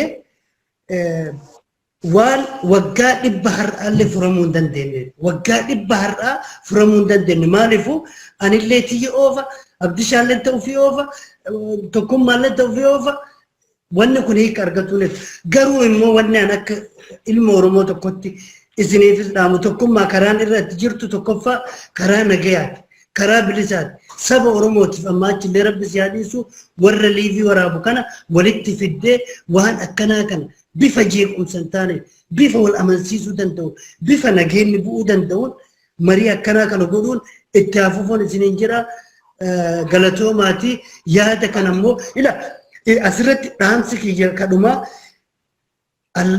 marii allaattii duuti lafa jedhama. Nuti deemnee Oromummaan kenna eenyuma quuqa kama har'a Oromoo ajjeesaa jirullee Oromummaan isaan quuqa garuu akkatti walitti dachaanuu malu. Galatoomi fakkii biizisi godhaa yeroon siyaa yaadni kee bareedaadhaa walitti dhufnee ni mari'annaa ni dubbannaa yaada keenya tuffachuu hin qabnu abdiishaan amma waa'ee qaala'insa jireenyaa irratti magaalaa Jimmaa yaada isaa dhiyeeffataa jira yaada isaa dhiyeeffachuun an abdiishaadha jedhee of tuffachuu hin qabu yaadni isaa sana tarii mootummaan dhaga'ee yaadatti kenna nutis kan iyyinu abdiishaa sirraa yaadni keenya mootummaan hawwatudha amma fakkeenyaaf muummichi ministeeraa Dr. Abiy Ahmed deebina tokkummaa keenyatti hin deebina waan nama mucaan jedhetu iyyuu waan hundarra sirriidha maali beektaa tokkoffaa kan amma ati warra qabda warra keetii yoo yeroo baay'ee wal dhibda taate dandeessee qalbiin kee gara biraan yaadu maaliif nama waan taateefi biyya keenya keessatti rakkoon inni guddaan walii galuu dhabuudha. Inni lammataa immoo wal tuffachuu inni sadaffaa immoo siyaasa mataa ofii ijaarratanii akkuma fedhan utaalanii jechuutu iyyuu lammii keenya biyya biraatti jiru akka inni rakkoo saaxilamu godhe nama wal dhaga'uu dhabee jechuudha. Kanatu iyyuu dura biyya keenya keessatti babal'achuudhaan ijoolleen keenya biyya adda addaatti akkasiin dhumtu godhe. Inni caalaan immoo ammas immoo warra biyya alaa taa'ee deeggaru amma warra kuwaasii taphatu irra warra meedaa keessa taa'ee iyyutu irra wal fixaa bara. Inni taphatutu taphataa jiru inni kaan asii dhiiga walirra kutuu jammareera booksii walla'ee. Kana gaafa siin jedhu tokko gaafa duraa warra ala taa'ee akka fedhe nyaatee akka fedhe dhugutuyyuu Abiyyii fi Jawaar mana keessa taa'anii otoo waliin siyaasa jaraa geggeessanuu inni kaan araa kiiloo taa'e inni kaan gama sana taa'ee magaalaa ta'u keessa nuti alatti wal barbaannee waan wal goone dhageesseettas argiteettas. Wal barbaannee jechuun ati badhaadhina deeggartaa ati kafaa ati maali jechuudhaan kun tokkoffaa dadhabbina sammuu keenyaatiin. Si gala miti otoo inni waljin wal morkataa jiru nuti taa'anii daanyaanii akka daanyaayyuu namni nu beeku jiru garuu waa deeggaruudhaan hanga tokko hin beekamta malee. Wallollee waleenyu taane ijoollee keenya baay'ee argaadha amana toleeraan yeroo natti tolee gaafan jedhu ijoollee warra kaanii miti dhiifama. Warra ala taa'ee siyaasa kana mootummaa mututturu baay'ee jiru asirra taa'anii Abiyyiin biyya miti ofuu bulchuu hin dandeessu akkasii maal jedhaa hadhamuu mana hidhaa taa'ee mootummaa Abiyyi nu eenyu ta'e warra jedhu jira warra kanaaf hangam akka inni kaleessa hin jiru jedhee kan adda jireedu of yaadata jechuudha. Hamiidhamu jechuu isaa miti gaafan kaneedha. Kana kan isin jedhe waliigallee nuti osoo gar tokkorra dhaabbanne inni siyaasa qofaatti garuu namummaa keenya qofitteetti walitti amannee amantaa keenya kabajnee sabummaa keenya kabannee wal jaallannee yeroo rakkoo kanaa wal taanee ankeetis kootii kan kee keessaa hidhamaa jira koo keessaa jireenyee waliin dhaabbannee wal kabajnee dubbanne kunaniin hin dhufu. Waliigaluu dhabuutu iyyuu hamma kana baay'ate. Biyya keessaas immoo siyaasa mootummaatti caananii inni kun isiin furgugeetti darbatu jedhu ijoolleen keenya biyya laa jirtu immoo walitti kuufamtee namni rakkoo isii dhaga'u dhibee jechuudha. Rakkoon mana keessaa kaanaan. Kanaaf akka nama jedhu nuti waliigallee utuu yeroo hunda wajjin dhaabbannee gara kanaan sagalee dhugaa ta'e irratti kan mootummaan arrabsi kan mootummaan xiqqeessine kan mootummaa maalummaa isaa irraa mulqine irratti osoo dhaabbannee dubbannee kan isa deeggaruutu irra caalaa hidhaa jira bara. San deeggaruu qofaa miti jechuu hin dandeenye. Ammas immoo kan badii qabu qofaa miti kan achi keessa jiru irra caalaan nagaadha. Kana isa kanarratti yaada nagaa yaada dhugaa yeroo hunda yeroo laayivii waraaban amma jira kan yeroo hunda qullaa uffata baasee qullaa isaa dhufee iyyu tokko ijoolleen dhumte uyi soba achi deebi'ee waan inni nyaatuun argaan gaafa fedhe gadhiisu. Akkasiin siyaasatti fayyadamuudha laanni siyaasa fayyadamuu miti nama du'aa jiru kana dhugumaaf dhugaan irra dhaabbattee yaa mootummaa akkas ta'i. Hamma irra jiruttuma dhaabni biraa tokko bor fudhata jedhame hadha silxaanii kan isa irra yeruuti bara. Kabajjee isaan manni galeera jedhamutti kabajjee itti jechuudha. Ijoollee keenya kanaaf immoo sagalee otoo gurra tokkoon qalbii tokkoon uummanni ala jiru kun siyaasa isaa fayyadamuu dhiisee ittiin siyaasa uffachuu dhiisee iyyee qaata ijoolleen kun kana hundan ga'an. Kan kana fide uffachuu arrabsuu xiqqeessuu. Fatii amma Abdiishaa yaada bareedduudha. Fatiin kun yeroo hedduu yaada bareedduu kaasa Abdiishaa. Ati yaadni kee bareedduudha. Amma dubbii jetteedhaan mootummaan dogoggoruu hin qabuudha. Amma yeroo tokko yaadatta tokkummaan Abdiishaa Aggaaroo ajjeesuudhaaf namatti ergee jedhame. Kanaaf Abdiishaan bakka walii dalagnu iyyuu hin beeku. Hiriyaadhallee wal dubbisna. Siyaasa barbaadeen deeggaratan waan barbaadee dubbanna. Hariiroo obbolummaa waliin qabna. Kanaaf Abdiishaan Musliima, Jimma, Oromoodha. Deeggarsa keessatti waan barbaade yaaduu danda'a. Yaada sammuu kootii yaadi jedhee dirqama yaaduu hin danda'u. Innis yaada koo yaadi hin jedhu. Siigalee gaafa sana warri waan kana godhan deebi'anii itti qaanfatan. Warri irra informationii kana mootummaadhaa kennanullee mootummaa kana dogoggorsaa jiru moo dogoggorsaa hin jirudha gaaffiin kun Abdiishaa. Inni lammaffaani uummanni kun akkuma jette miskiin hedduutu achi keessatti dararamaa jira. Siigalee rakkoon kun immoo deebi'ee mootummaa sanatti dhiibbaa fidaa jira. Inni biraa wannati irratti hubachuu qabdu beekadhu wanni kun seenaadhaaf ta'a Abdiishaa hin taa'uun jedhini. Sabaaf sabalammii guyyaa tokko olbee rakkoo Tigireen guyyaa tokko rakkoo ijoollee Suudiitiin baatee Ameerikaa keessa jirti.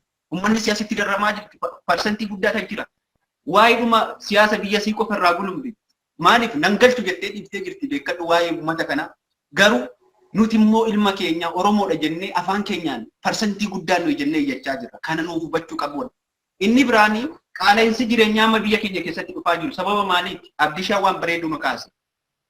Paartileen siyaasaa barbaadanii siyaasa mataa qofaatti amananii deemuu qaban. Rakkoo uummataa giddu galeessa godhachuu qabu. Yeroo kana keessa rakkoon uummata kanaa isaan tokkoomsuu qaba. Akkamitti uummata kana achi keessaa baasne gochuu qaba. Naggaadee fi hattoonni amma mootummaan ittiin miidhamu uummanni gaafa waan nyaatu waan dhugu dhaba zayitiin itti jabaate mootummaan tayyan jedhanii siyaasaan itti fayyadamaa jiru. Warri zayitiin illee beekadhu. Maaliif? Jawaariin mari'atanii miti. Abiyyiin mari'atanii miti. Yookiin Maarroon mari'atanii miti. Jara kana girri lalee baay'ee machaa akkuma jedhame olii gadi jejjettuun hattuu yeroo kana waa saabbachuudhaaf biyya keenya illee miidhaa jirti. Isaan illee waan kana irratti hojjechuu qabu. Inni biraan Fatiif Abdiishaan siyaasa garaagaraa qaban. Siyaasa jecha wal jibbuu osoo hin taane amantii walitti qabdu, Oromummaa walitti qabdu, kutaa adda adda qabdu beekadhu. Siyaasni keessan adda adda. Kanaan walii galtanii rakkoo uummata keessan irratti dubbachuun dirqama. Informeeshiniin dhugaa yeroo baay'ee waa balleessa. Abdiishaa kootiif keerraa dhaggeeffachuu barbaadeetan galatoomuu isa kanarraa yaadaan itti sii guuta tokko akkati nama kee amma tokkuma nama deeggartu akkati hin qeine kan godhu deeggartoota badhaadhinaa ta'uu mala. Naman immoo deeggaru keessaa immoo gaafa nam tokko badii hojjetu akka hin qeine kan godhu deeggartoota warra kaaniidha. Maali yoo jette gaafa nu amma nuti nama miti nama dhuunfaan deeggaru akka mataa kootiitti jecha isaaf yaada isaati kan hin deeggaru waan inni godhu jechuudha yaada isaa. Bor namni biraa yaada sana ofirratee dhugaan sanumaan deeggara malee nama sanaa miti nama sana deeggaruun firummaadhanni. Amma fakkeenyaaf biyya keessa amma yeroon qeequ jira. Abaluu akkana godhaa jira. Akkan walitti deebitanii kunoo biltiginaan maal taate sammuun nama dadhabaa sidhuma siyaasatti gale maalinii calliseetuma deeggaruu qabaadha nama sana. Anamma akka gootti hin deeggaru ana biyyi nuti ka'e waan naan taane wayii godhe amma waan naa hin taane malee isuman ka'e gabba arrabsa maaliif ta'uun qabu ka ayyaada isaan deeggare malee isaan deeggare waan ta'eef silumayyuu. Ammas ijoolleen keenya rakkoon jiraanni guddaani nama deeggaruu malee yaada namaa deeggaraan jiran. Nama deeggaruu hin qabnu yaada namaa gaafa deeggarru isa keessa taa'ee hatutu jira. Isa keessa taa'ee immoo itti fayyadamutu jira. Walitti dhaqee waan sana balleessuu danda'a, si balleessuu danda'a waan ta'eef isa achi keessaa taa'ee habaluu hataa jira. Habaluu biyya keessaa akkana godhaa jira gaafa ta'etti dhufanii kunoo wal nyaatte ka akkami goota gaashii. Kun yaada dadhabaa sanatti akka hin dubbanne si godha jechuufan siin jedhe. Atis jara keessan keessaa waan argitu qabda sobduufattu inni tokko inni karaa dhugaa deemi siin tokko moo isatti maxxantee waa balleessiti. Nama kana gaafa ta'e kunoo walitti deebite kun jedhamuu qabu isa hattuu walumaan gara lachuu keessaa. Yaadni Abdiishaa yaada sirriidha. Amma fakkeenyaaf gaafati hanqina mootummaa keetti yookiin hanqina jalaati beekadhu mootummaa miti yeroo baay'ee mootummaan gara jira malee rakkoo dakaan argu. Gaafa rakkoo sana walitti deebitee wal fixuu jalqabdeetti jedha. Sun ati qeequun kee na gammachiisa. Maaliif yaadna mootummaa mormuu fi rakkoo koo sana na argitee mormaa jirta. Kanaafuu ati nama jabaadha naaf akka mataa kiyyaatti. Digalee? Yaa tokkummaa galatoomi koomentii wayitu sarara takka isii akka tasan argee keessi koo kolfe hin jirullee garuu wanta akkasii maaliif ijoollee kana siyaasa keessa jiranii siyaasa keessa baasii jedhame raayyaa abbaa maccaattu hedduu waa jedha beektaa yeroo waa jedhu ustaaz raayyaan dubbiin keenya kuyyoo waa dubbannillee dhaqee siyaasatti gala abbaan isaa itti haa galu waan jedhu jennaa waan nu keessa jiru jennaa dhaqee yoo itti galallee abbaan isaa itti haa galu. Nama akkanas hin jedhuumi silma siyaasaan ijaarame namumti kun achitti dhumuun isaa. Ila no siyaasaan ani beeku ila. Ani siyaasaan ani itti amanu siyaasaan itti amanu jira waan garaa nama nyaatu jira waan garaa nama nyaatu tokko jira. Ameerikaan sirna Oromootiin bulti sirna Itoophiyaatiin sirna Oromootiin bulti garuu Oromoon immoo waggaa tokkotti sirna ofiitti wal horatuu miti sirna biyyattii saniitti wal horatuu miti ofiif kana maandee mullee duuba laalee gungumni duuba kana duuba maal jedhaa jira jedheeti deemsa duraa balleessa. Wanti mul'ataa jirus kanuma. Abiyyi yoo dhibbaan dhibba Oromoon nan deeggarre Oromoo hin ta'uu sirrii miti. Kuni riyaalitii jiru akka paartiitittis akka warra siyaasaatittis. Maaliifuu jennaan dursa inni Oromummaan isaa inni Oromoo ta'uun miidhaa Oromoo isa jibbisiisa inni jalqaba. Akka biyyattii saniitti dhiise. Abiyyi osoo paarsantiin dhibba keessaa 40 ka deeggaramu taate mataa isaa dabalatee deeggarsa san cimsee ummata kana gara duraatitti gara walta'iinsaatitti tarkaanfachiisuun kun siyaasa gugurdaadhaallee warra akkasii keessa jira. Inni lammataa immoo amma dursa warrummaan sooshaal miidiyaa kanarra waa haasa'u akka ta'utti akka waa tolanitti haasawaa hin jiru. Kanaan amma tokkummaa yeroo hedduu si hordofaa wanti sitti ergadhuufillee ilaalcha keettu ani paartii ati deeggartu hin beeku agarraati. Sihii nama kana eebalu sihii jawaan hin jechuun agarra siyyaa biyya irratti agarra. Abdiishaa bakki qoosaa kophaa godhanne rakkoon qabu. Inni uffannaa fi bareedduudha akkanumaati. Abdiishatti tana isii nama arrabsitu arga badaa yeroo hedduu miira keessa galee nama arrabsa. Ana natti tola bar ana obboleessi koo mana keessaa inni tokko ta'e itti sadiitti baay'ee natti tola maaliif beektaa gaaf tokko miidhaan irraan ga'u gaafan kufuu isa sanatu jira isa sanaan qabameen dhiifama gaafan kufummaa naan qabameen inni sun dhiifama waan ta'e mana tokko keessaa namni waan sadii deeggaruun karaa nagaatiin baay'ee barbaachisaadha. Abdiisha dhagaye barbaachisaa iyyuu miti dirqama waan beekuu qabnu tokko jira. Ati yoo sabni kee irra dhaabattee maqaa keetiin cabe yoo Oromoon tun cabde Abdiisha ati Abiyyiif warri deeggaru kunis jiraachuu hin danda'u bar. Yoo wal hilaan deemin yoo immoo rakkina keessa wal baraaraan deemin kamor mul'e anammoo waa jedhee ture motora keessa jirraa. Motora keessatti kilaasii qabnaa motorichatti ibiddi qabate. Kilaasii paartii badhaadhinaatiin dursa gubaan eegalaa fi kakaaniitiin eegalaa fi kakaafa'ootiin eegalaa fi kashaneetiin eegalaa garuu immoo motorri sun guutuun gubatuun isaan oolu. Wanni beekuu qabna. Kilaasii qoodataa jira immoo siyaasni. Garuu immoo motorri kilaasonni sun irratti ijaaramte gubataa jira. Isa kana akkamitti dhaamsinaa kana yoo dandeenye wama takka akkammo ani wanni yaaddu jenereeshiniin ammaa kun nuyi baduu dandeenya wal fixuu dandeenya akka Oromoon waggaa 150 gabrummaa ofii falmatuu ture deebi'ee waan tokko jechuu hin dandeenye karaa nuti ammarra jirru kun.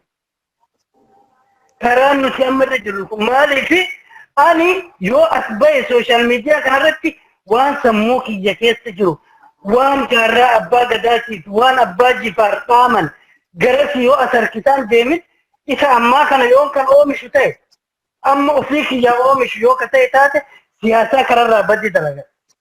Siyaasa badaa hojjeta. Akka jimmaatitti. Laayiviidha moo miseenjariidha akkam nama akka guruupii walitti taraa jira. Laayiviinaa kana nama galchaattu har'an arguu jira. Waalaikum salaam warahmatullahi wabarakatuh. Bara keessa san hin jiru bara siriyaa jirtu san kakkanaa kun hin jiru jedhe. Isa kanaaf isa kanaaf tokkummaa niin dhaamadha wanti kuni amma jimmaan jira eenyu maqaan isaa Abdishaan. Aggaaroon jira aggaaroo. Okay jimma jirta okay jimma matti naa qabu waan jimma keessaa sistema ijoolleen ammaa wanni ammaa jenereeshiniin ammaa arraba ammaa kan osoo hin taane sistema abbaa jifaar sistema Oromoo kaleessaa sani isa san dubbiftee kitaabarraa hubattee nama gaafattee isaan as ba'u sirri jiraata.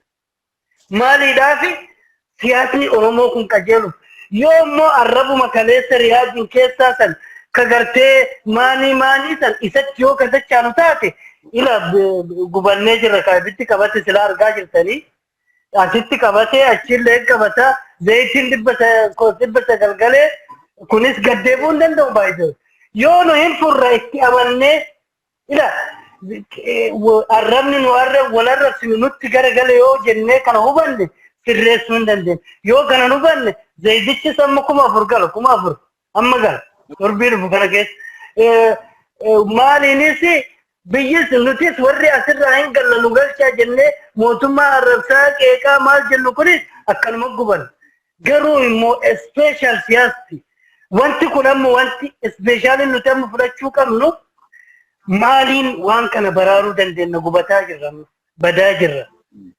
Okay gara naannoo biraatitti yoo fudhanne kutaa Amaaraa keessatti seen asiin paarlamaa keessa oolaati deemaniiti istaadiyoomitti waraana hidhachiisan. Kuni abiyyi akkas godheeti mitan paartiin badhaadhinaa kana deeggaree jiru. Ila keessatti ofitti as deebuu isaanii itti amananii. Qe'ee kennan tolfanna jedhanii itti amananii. Tigraay maalitti jira? Tigraay amma Oromoo waraana adda bilisummaa Oromoo deeggaruu fi qarqaarsa godhuu heddaa godhuu hin heddu. Silaa isaan walitti dalaganii jedhaa jiranii godhuu hin heddu. Okay, Amaarri warra amma abiyyi ka paartii badhaadhinaa keessa jiru deeggarsa godhuu heddaa hin heddu. Sumaaleen heddaa hin heddu. Kan ammoo of barimee of baraan hin nyaatu wal garaa sana achi dhumatti dhufe.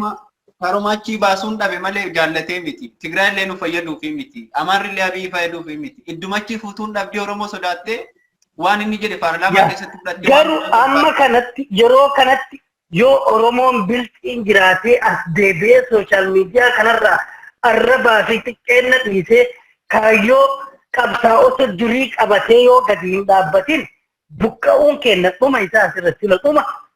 Deebisee asirratti Fatiimu Faatikoo rakkoon jiru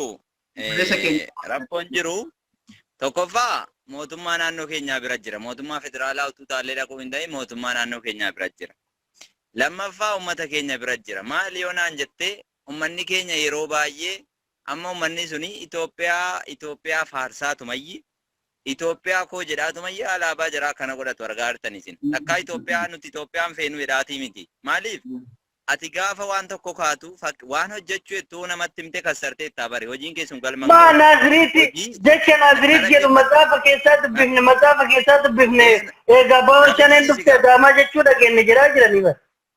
Nafichi siisika sittin himaa wantan siin jedhaaru kana yaada koo baddu rakkoo nuti qabnurraa kaanaafani yoo kaatee rakkoo keetti amante kan itti galma ga'uu dandeessu Oromoon rakkoonsaa inni guddaan otoo mana ijaarin manni koo gosa akkanaati jedhee poostii gochuu jammara Mana miti lafan arganne malee. Jarri kun immoo Itoophiyaa jibbitu kana. Itoophiyaa isa hin jaallanne kana takka alaabaa Itoophiyaa qajeelaan hin qabatan bara. Qabani kan mataa jira akkuma keenya. Isuma sana keenya Itoophiyaa dheedhaa kan ofii harkifataa yeroo achitti. Isa fagoo jiran akkasitti isa faarsaa bira ga'u. Maaliif? Tooftaadhaan jechuudha. Biyyi kun tooftaaf siyaasaani kan keessattuu mo'achuu dandeessu. Inni keenya ammoo ganaa eessa taa'ii Akirul Baariin taa'eeyyi ana kana Finfinnee ga'eera kun alaabaa koo kana fudhadhee dhufeera jara akkasii balleessuufanii. Tooftaadhaan otoo akka jara kanaa deemne nuti koo keessa taa'aa jirra. Keessa Finfinnee keessa taa'eeyyi ganaa jara achi dhaggeeffata. Malaan deemuu wallaaluudha. Inni lammaffaa mootummaan keenya mootummaan naannoo kan naannoo bulchu jechuudha. Gaafa bitee taa'u gaafa namni nu bulchus inni silaa waan hin naasa wargaartu. Gaafa ofii bulchus akka inni itti jara gabbaru wargaartu. Inni kun waan nas kamuu miti oduu ame duudha malee. Kun rakkoo keenya rakkoo uummata Oromooti. Uummanni Oromoo wal ijaaree wal dhaggeeffatee tooftaadhaan dhaqee jiratti. Abdiisa bakka kana sitti hin dhiisa. An bakka kana sitti hin dhiisa. Nafichisiisi ka'e deebii koo naa kenni. Natti dhiisuu dhabuun booda. Kun osuma kanaam rakkoon Oromoo hilmi isaa waan gochuu qabu dura bu'ee waan dubbatuuf galma ga'uu hin danda'udha. Addallee borillee kana sitti hin himaan. Oromoon gaafa iccitii isaa qabatee waan jechuuf waan gochuu ka'e yoo qabatee duddubbatti qabee jira fakkaate ani Itoophiyaa dheedhee tuuttamanee deeme. Itoophiyaan harka isaa Itoophiyaa kana kan qabee jiru uummata Oromootii fi lafa Oromooti. Garuu hanga an xalaata jira sanaatii dhiyaate xalaatu atammaa tokkummaadhaan ajjeesuu barbaada tokkummaa. Tokkummaa ajjeesuuf an deema itti karaarra gaafa deemtu eenyu si dhiisa tokkummaa biraan ga'in garagalfamta. Garuu tokkummaa ajjeesuuf fira kooti tokkummaan saahiba kooti yoo jette nam tokko si qabuu hin danda'u tokkummaa lafa buuftee biraa gabbaata. Kana baruu qaba uummanni keenya. Isa kanaa jiru akkamitti galma geenya. Nutoo Itoophiyaan feenuu nuti Oromiyaa akka goonaadha. Dura buunee himne yoo jarroo waan nu gochuu jedhan baranii akkamitti milkaa'uu dandeenya isa jedhudha yaanni koo. Jarri immoo Itoophiyaa man jaallanneyyi Itoophiyaa keenya Itoophiyaa koo Itoophiyaa miyyee koo jedhaayi alaabaa jiraa keessa suuqatanii deemu. Bakka an si qabeessu jira. Yaanni kiyya galma haa ga'u osoo hin taane bakka dhugaa takka. Amma mootummaan naannoo Oromiyaa sirriin jiru garuu akka Dr. Abiy akka waliigalaatitti sirrii jira haa jennu. Nuti amma kaqeeqaa jirru kan itti iyyataa jirru mootummaa naannoo Oromiyaati moo mootummaa Itoophiyaati? Waa'ee naannoo fi waa'ee Itoophiyaa waa'ee Oromoon galma ga'u irratti kan nuti kaafnee kaane waa'ee sabaa haasofnee kaane malee waa'ee gaafii miti waa'ee sabaa lammanaa haasofne irratti waa'ee mootummaa sitti abbaafoo. Obboleessi keenya yaada fixatu yaada abdiishaa si nu bachisa yaadni isaa sirriidhaati fati ayyee obboleessa keenya naa dhufu. Okay, mata dureen haasoo keessanii an fingalli walakkumaan hin dhufee seene silaa waama siyaasaa dubbatu jirtanii waama biyyummaa dubbatu jirtanii. Waa'ee obboleewwan keenya biyya Saawudii keessatti miidhamaa jiru rakkoo dhalaa rakkoon eessatti dhalatee as kan jedhu irraan immoo iddoo kana geenye beekta. Akkasii waa'ee rakkoo keenya waa'ee rakkina keenya kan furamu beektaa qaama hedduudhaa jira qaama hedduu jira rakkina kanarraa furuudhaaf rakkina rakkanne kana furachuudhaaf qaamota hedduu ilaallata ulamaa ilaallata abbootii amantii gamtaa abbootii amantii abbootii gadaa ilaallata rakkinni keenya kun abbootii qabeenya ilaallata hayyoota keenya ilaallata mootummaa qofaa miti rakkinni waggaa 40 guunneerra eega karaa Suudii yaa'u eegalle eega bahara dhumuu eegalle eega gammoojjii Soomaliyaa keessatti bineensa Soomaaliyaatiin nyaatamuu eegalle waggaa 40 lakkoofnee jirra yoo dogoggoruu baadde bara dargirraa eegalee. Rakkina keenya kana furuudhaaf hayyoota Oromoodhaa takkaa kan Oromoos haa ta'u kan biyya Itoophiyaa jedhamtu kan akkuma waliigalattis haa ta'u takkaa nama rakkina kana furuudhaaf aboon uummanni keenya kun bahara dhumaa oole addunyummaan maal nuun jetti hayyootuma tokko kajee walit jaarame waan kana mari'atti koree takka hundooyitee waan kana mootummaa dhiyeeffatte gamtaa waaldayoota Itoophiyaa keessa jiranirraa gamtaa abbootii amantiirraa gamtaa abbootii gadarraa hayyootarraa namuma tokko ka walit dhufee rakkinni uummata keenya kana bahara dhumaa turre ergasii ardhan kana hidhaa Suudii keessa dhumaa jirra malee ergasii bahara dhumachaa turre karaa Soomaaliyaa dhumachaa turre balaa ilmi namaa nurraan gahaa ture waan lakkaamee dhumuu miti waggaa 40 dabre kana keessatti jechuudha. Waggaa 40 kana keessatti mootummaa waliin uummata fiduu barbaadnaadha. Qaama mootummaa qofatti quba qabu osoo hin taane mootummaan dhufee dabra mootummaa dhufuuf dabru keessatti an qeequ jiru hayyuu waggoota 40 waggoota 30 kana jiru hayyuu waggoota 10 dabre kana jiru abbootii qabeenyaa kan waggoota hanga nuti rakkachaa jiru kana jiru abbootii amantii ulamaa'ota keenya kan waggoota hanga kana barsiisaa jiru kan hawaasni akka ijatti dura laalaa jiru maaliif walit jaaramanii horeen takka hundeessanii takkaa mootummaadhaan furmaata haayaaf lammiilee tana silaa rakkina diinagdee biyya keessa jira beelli naman teessisu beelli waa hundarra hamaadha beelli naman teessisu karaa seera qabeessaan akka lammiin biyya ambaa baatutti haa bahanii fiizaa naadhawaa fi je'ee qaamni tokko walitti gamtaadhaan walit dhufee kan mootummaa dhiyeesse hin jiru. Kun rakkinni nu biraas ni jira mootummaa qofa biraa miti. Kan mootummaa nu mudate har'a qabee biyya nu galchuu dhabuu fi awwaluma fiizaadhaan akka karaa seeraatiin nu baasuu dhabuudha isa bira jira malee rakkinni silaa walirraa furamuu qabu. Rakkinni silaa nurraa furamuu qabu nuun walit dhiise. Beekaa keenya nu dhiise, abbaa qabeenya keenya nu dhiise, ulamaa'otaa nu dhiise. Kun waan mootummaa tokko qofa laallatu miti. Waan mootummaa qofatti quba qabanii miti rakkinni irraa kan Suudii keessa nu mudate jechuudha. Rakkoo keenya hunda nu ilaalu, waan nu hunda ilaallatu. Akkasii jechuudha. Kan amma jarri keenyatti jiru abdii shan akka jeetti uummanni keenya waan hojjetuu deemuuf dura himaa. Yaa obboleessa kiyya waan takka wanniin hubadde biyya Itoophiyaa jedhamtu san keessatti ilmaan Habashaa, Tigreenis, Amaarinis feetu isaan fakkaaddu feetu dhiisi jalaan baatu.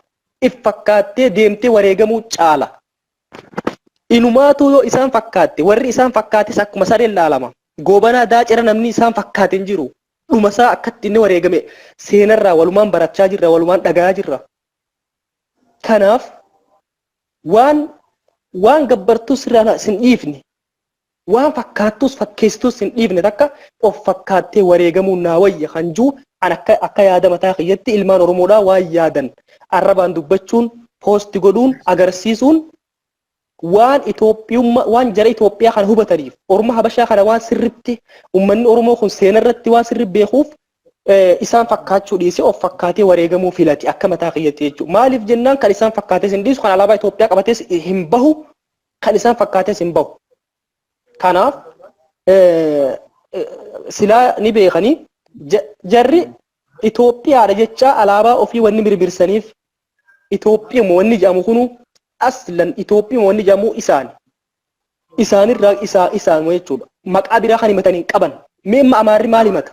Nuti Oromiyaadha himanna. Tigreen Tigiraa himatti. Soomaliin Soomaliyaadha himatti. Amaarri maal himata? Maqaan naannoo isaanii maali? Hin jiru jechuudha. Killilii Amaaraa jechuu malee naannoo Amaaraa jechuu malee nuti imma yoo karaa Oromiyaa gad deebite ummanni maqaan ummataa Oromoodha.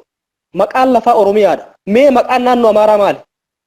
Hin jiru jechuudha. Itoophiyaa uummatana maqaan isaanii. Kanaaf itti cichan. Garuu Itoophiyaan isaaniidha. Itoophiyaan isaaniidha dhuga Itoophiyaan jaalatanii. Itoophiyaan isaan jaalatan tanoo waliin beeynu sun. Tanuma atis beey tan abdii shaanis beeku ta'in anis beeku. Itoophiyaan Amaarri jaalatu. Itoophiyuma gartee isaaniidha san. Itoophiyuma kaleessa san. Kanaaf kajeellaa san isa dhukkuba kajeel. Obboleessa koo yaadni kee bareedaadha. Kan abdii shaan jedhes hubadheetiin jiraafi. Uummanni keenya osoo waan hojjechuu himaa jedhe. Kana dubbatee ture Dr. Abiyyi Harargee irratti dubbate. Kiishni Oromoo fullaadhaa jedhe. Yoo waatti namuu marcaasee fixaa jedhe. Ammuma waa himee fixaa jedhe. Sirriidha kun. Maal irratti rakkoo Oromoon qabu tokko. Osoo waa pilaaniin godhatiin maallaqan argatiin lafa akkasii bituufan deema iddoo akkanaatti gochuufan deema jedha. Yookiin siyaasa bareedduu tokkotti miti Oromoof kan hojjechaa jira yoo dhame kanan nu hojjetamaa jira dhee guyyaa tokkotti addunyaatti mee hojjedhaa balleessa. Waa himuun dura hojjechuutu gaariidha jedhe Abdishaan. Sirriidha kun. Inni qo'e. Qabna. Wama tokko hojjechuudhaaf siyaasa Oromoos waan keessaan hojjetamutu jira. Mariidhaan jechuudha sii galee. Akka tamma jette sirriidha. Siyaasa Amaarri jaallattu kun Itoophiyaa Amaarri jaallattu amantii tokkoo fi afaan tokkoo fi aadaa tokko kun Finfinnee keessatti agarsiisaa jirti jara bira teessee hidhaatti guuramtee turte dheengadda. Itoophiyummaan isaan keessa jiru hin beekna sun sirriidha innatti jette sunillee. Garuu rakkoon Oromoosi waan hojjetu tokko iccitiidhaan hojjetachuu hin danda'uudha. Inni lammaffaan sila obboleessi keenya kaasee fatiin illee akka mootummaa naannoo Oromiyaatti mormee ture. Eeyyeen Oromiyaan mootummaa hin qabdu. Maaliif jettee na gaafachuu dandeessa? Yaada abdii shaanan deeggara. Osoo Oromiyaan abbaa qabaatte, osoo Oromiyaan mootummaa isii uummata siitiif waa buustu qabaatte mootummaa fakkeenyaaf akka pirezidaantii obbo Lammaa Magarsaa fa'aa si galee yaada ummata isaa amansiisuu danda'u rakkoo ummata isaa irraa furuu danda'u ummata isaa kanatti miidhamaa jirullee ummata isaa dhaggeeffatee ummanni koo parsantii meeqanna jalaa miidhamaa jira akkamittiin mootummaa federaalaatti iyyata akkamittiin naannoo koo nagaa godha akkamittiin naannoo kootii balleessa akkamittiin cubbuu naannoo kootii balleessa akkamittiin jettee dhiisee mootummaa kanaaf amma oromoon kan jeequmsa galee jiru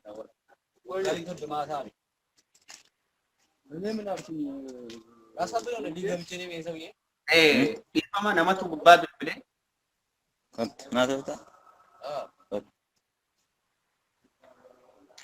Abdii shaallee jimaa afaanii qabaanu rakkanne kaafaan kuusa. Tokkummaa. Okay. Itti fufi tokkummaa. Tokkummaa. Mee carraan hakinaan tokko carraan hakin deemuuf hin deemaa. Ammaa Amaaranya dubbatu jira abdii shaanan ammaan tanaa afaan inni dubbate sunu naan taane. Itti fufi tokkummaa.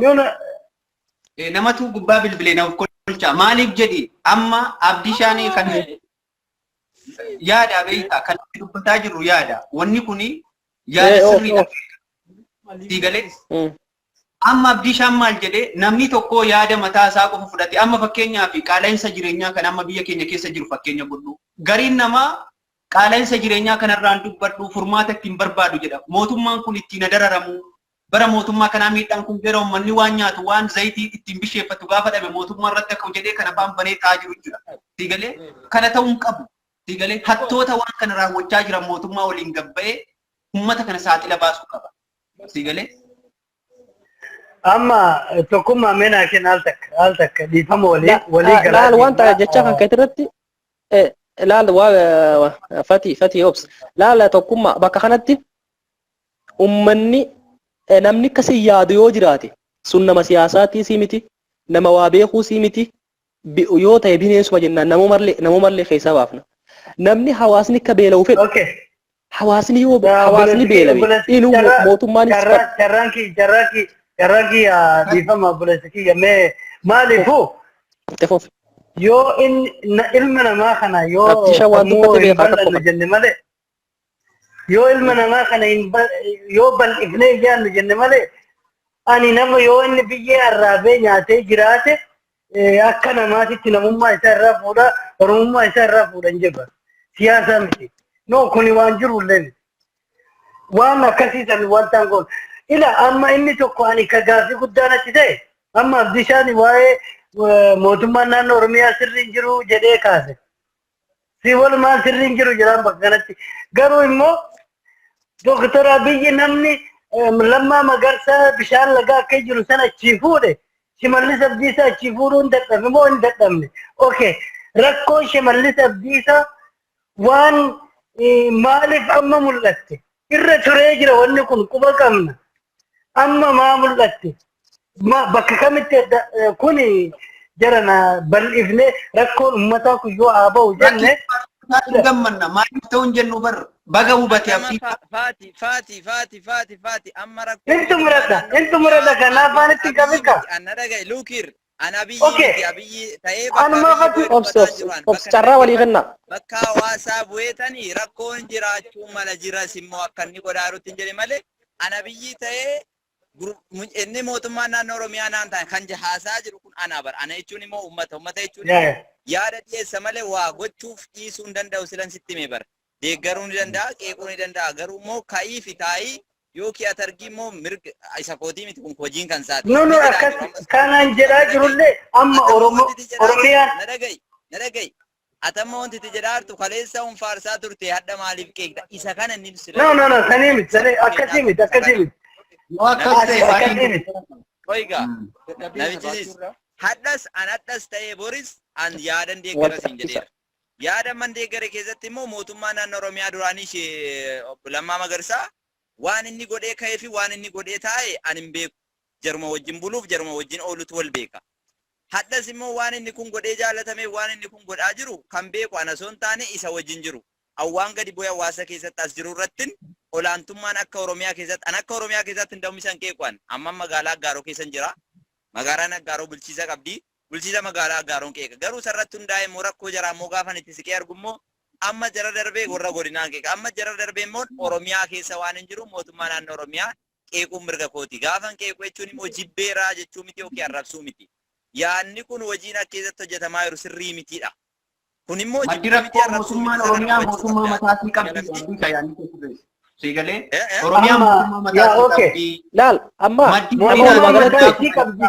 mootummaan mataa isii qabdi yoo jenne mootummaan mataa isii qabdi yoo jenne nuni ilaallatu yaani ani abdiishaan irraa dubbatu ani irraa dubbatu nuni ilaallatu. Inni ilaallatu. Jaalaqi. Amma walumaa galatti. Ayyee. Wanti tokkisaa yaada itti obboleessu. Amma walumaa galatti na dhageessanii yaanni abdiishaan jee wajji waliif hin gala. Maa irratti walii gala beeyta? Laafina gartee miti naannoo Oromiyaa keessa jiru. Laafina naannoo Oromiyaa keessa jiru mana ofii abbumaatu itti gaafata waan mana ofii keessa jiru abbumaa bareeffata. Laafina karaa bulchiinsaatiin jiru, karaa poolisaatiin jiru, karaa gartee karaa waan adda addaatiin jiru hunda laalleetuma arku jirra waan tahaa jira. Laafina garagaraa jechuudha. Kanarratti kana qeeqe kun rakkina hin qabu kun waan jala deemnee wanta taanu hin qabu. Waan rakkina jiru irratti gartee waan karaa rakkina jiru yoo dabarfanne malee jechuudha. Rakkoon jirti eeni jirti rakkoo gurguddoo jira. Rakkoo gartee miti hawaasa akkaatummaan irraa himanuun jirtu waan takka yeroo dhageeffattu akkaatummaan tartiibnummaan hin jiru bara wayyaanee san irra wayyaadhaa osoo jechisiisa jechuudha. Sii galtee bara san irra wayyaadhaa nama jechisiisa waan takka laalan. Kanaaf yaanni abdiishaadhaa sirriidhanii qeeqe malee waan kaleessanii deeggartaa arraan tana maaltu kasi godhe waan jaamuu miti kaleessaas monkiin waan tolaa waan itti tolaa arkee deeggaraa ture ardhaas waan badaagarraan qeequu danda'a mirga isaati akkuma inni je inni ummata kanaaf kanarra waliif galla jechuudha akkas itti fufeefati. Yaa okay inni kun amma achumatti haa dhufnu mee Oromiyaa miti amma ani yaadni kiyya wanni irratti xiyyeeffadhu sa'aatii kanatti rakkoo uummata Oromoo kan Suudi Arabiyaa keessaa kana haa hubannu irratti haa xiyyeeffannudha. Maaliifuu jalqaba illee abdiishatu kaasee warri achi hidhatan maal jejjedheen jennaan san deebii walii deebisuu keessatti achi seenne. Amma kana ta'e sana haa ta'u. Biyyi nu harkaa fudhatamtu nu haa kennamtu. Itti haa wanta garuu immoo eenyu an Oromoo yoo jedhe amma Amaaratti iyyataa jiru. Ani afaan Oromootii wali iyyataa jiru. Paartii garaagaraa amantaa garaagaraa qabaachuu qabanan. Asis ta'e achis ta'e amma wanti nu haasa'uu qabnu warra mana hidhaa qofaa miti warra mootummaa qofaa miti jedhee dhagaye akka mucaa'uun sila jedhee warri dhufanullee kunoo isa kaleessaa jumaa kaleessaa eeggadda jechuudha. Ijoolleen darbaa turan achirratti waan ta'aa turan haasaa turan laayivii wayii bahee ture akkasidha mucaan kun jedhee waan ijoollee biyya Suudi Arabiyaa jirtu ijoollee achi keessa qofitee kuufamteertu miti guyyaarraan itti yaa'aa jira. Guyyaarraan ammallee numa deemaa jira namni isa kanaaf akka inni silee kan irratti xiyyeeffatamee hojjetamuu qabu mootummaan kun borka'uu danda'a mootummaan biraa dhufuu danda'a. Kan irratti xiyyeeffatamee hojjetamuu qabu tokkoffaa akka inni silee ummatumti Itoophiyaa abbaan qabeenyaaf sheekiif keessi maaloon jiru biyya keessaa kanarratti yoo tokko ta'ee hojjetee waan kana isa deemu dhaabsisee isa galuu qabu immoo mootummaa bira dhaabbatee maal si gargaarraa baajatamoo birrii akka harka keenya keessaa si gargaarree si wajjin galchinamoo rakkoon jiru maayinni achitti immoo wanta qabamaniif immoo waa gaafatan immoo yoo jedhee uummanni fi abbaan qabeenyaaf sheekii maaliin biran dhaabbanne inni kun hinumanii kamuu akka yaadutti galfamuu hin danda'a. Galuu qofaa miti akka inni sila jedhu inuma deemaa jira waan ta'eef kana kutuudhaaf biyya keessaa abbaan qabeenyaas uummannis sheeknis maalis mootummaa wajjin mari'atee isa kana yoo karaa duuchuu hin dandeenye yeroo hunda mootummaan galchuu hidhe yoo jenne tokkumma kunoo saqaleessaa inuma deemaa jiru ijoolleen amma mucaan hin gadinaa wajjin as ture amma yamanii darbee taarifa eenyurra qabateera mucaanumti fira kooti isa dhugaa isa fakkeessuuf isa eenyu wayii miti wallaahi ka'ee bahe amma inni sunis ammoo dhaqee qaba amma achi galees muhimeyya warra dheengada dhufan keessa jira baatii lama qofa taa'ee asirraan bahe haara galfatee takka eenyu ta'e finfinneedha maatii dhufee hin dubbifne an finfinneetti naqee argean barana hogguun nabu. Maaliif bahe abdiisaa mucaan sun maaliif bahe quufati isa baase immoo rakkinatti isa baase jireenya itti toluu dide immoo bakka daldalaa wayii godhameeraa fi akkuma yaanni keenya walumatti dhufaa beektaa bareedduudha yaanni kee ayyee maaltu mucaa kana baase. inni kun akka manuma hidhaa sana naa wayyaan biyyuma Itoophiyaa kana keessa irra taa'ee hojjechuu irra hidhe akka mataa isaatti kuna jechuun quufuma gaa maal jetta amma siqeetuu gaafatee jedhee mootummaan hin ijaara hojiin gaafa hin kennaafi jechuun ati dhayitee hojiin haa inni suudhiidhaan dhufe jechuu sun ta'in seera qaba seeraan guuttaa hin gurmooftaa waldaadhaa hin dhaabbattaa kunoon hojiirra irraa mala biqilaa oomishuutti galleedee qaatan isitti ta'uu jammare yoo ti dhayitee seeraan gaafate sitti kenna waan feete birriis immoo liqiisiif kenna sheediis ijaarameen jira waldaan dhayiteen fuuta garuu ati suudhiidhaan dhufeettee dhayitee harka marattee teenyaani sitti kolfee si bira baay'isattu namni kottu akkanan sii godhaa jedhu hin jiru garuu ijoolleen keenya ammas yaa'uu dhiisaan jiran gadin taanu hinuma deemu baarumatti dhaynee duna yookiin immoo suudhiidhuma mana hidhaa sana nu wayyaadha isa kana akkam godhama mootummaa qofatii kaa yoo akka mucaan sila jedhu kana ummannii fi abbaan qabeenyaa maal wajjin taa'e hin jenne yoomitti galeedhuma asiin gale bishaan yaa'u ta'e barummanni keenya bishaan yaa'u qabdeen dandeessaa hin seena hin ba'a isa kana dira rakkoo oomishaa deemaa jira malee amma dhaatti koo namni jalaa galaa ba'aa jalaa galaa jiru kuni silaan qannasaa machi maa qannasaa yeroo yaaddu abdiisaa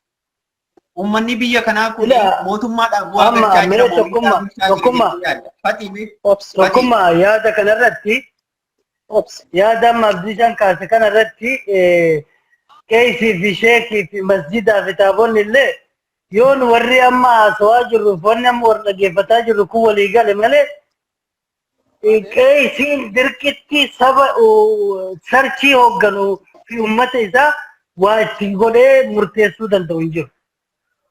Waan sabni hojjete barjara wanti kun waan nuti feene hojjeta mootummaallee walii gallee amma waan godhuu miti lubbuun keenya baraaramuudha malee ila isamma deemamaa jiru dhuguma yeroo hedduu irraa kaasaa turree yeroo kanatti yeroo asii galuun didame kanatti achi as deemuun haganni miidhaa qabu eenyumaafuu hin galu. Eenyumaafuu haganni miidhaa qabu hin galu. Mee amma gadi deebinee namoonni tokko ijoolleen kun akkas haa ta'anii kun haa dhumuu maal jedhu namni akkasin rakkate saniin yoo quufe jette cubbuun si dhaqqaba. Cubbuun si dhaqqaba bara. Hin quufe jechuun hin dandeenyu nama akkasitti mucayyoo akkasitti edda boottu sanii anjarrasaasa jalaa gachiisee sii dhaabattu dhayan jettu sanii. Quufa jechaan jirru jaalafayya. Fati obboleessa koonaa yaada ba'aa jira nama afaanitti hin qabina. Seera haasaa baruu fi namni waan si jibbisiisu fedhe haasa'u garuu dhumarra irraa wanta godhu. Ila maaliif hin jedhe yaa. Yaani kee bareeda. Mana furatte iyyuu ati kabiiroon mormini. Obboleessi keenya biyya keessaa godaanusi maaliif godaane jechuu hin dandeenyu. Ani akkanatti fakkaatti mootummaan amma miidhaa ofitti fide miidhaa maalii ofitti fide jettee na gaafachuu dandeessa. Namni gaafa baara keessatti dhumu mootummaan himatu dantaa isaati fedhii ofiiti yoo rabbii achi na baasee achi hin baajee ashaadaan biyyaa baana. Sigalee yoo duune mootummaan himannu rabbumaan himanna beektaa rabbumatti deemnu. Namni godaanu maaltu irraa dhibe yeroo dhaqee maallaqa maaree dhufe biyya guddisaa jira malee iddoo biraa geessaa.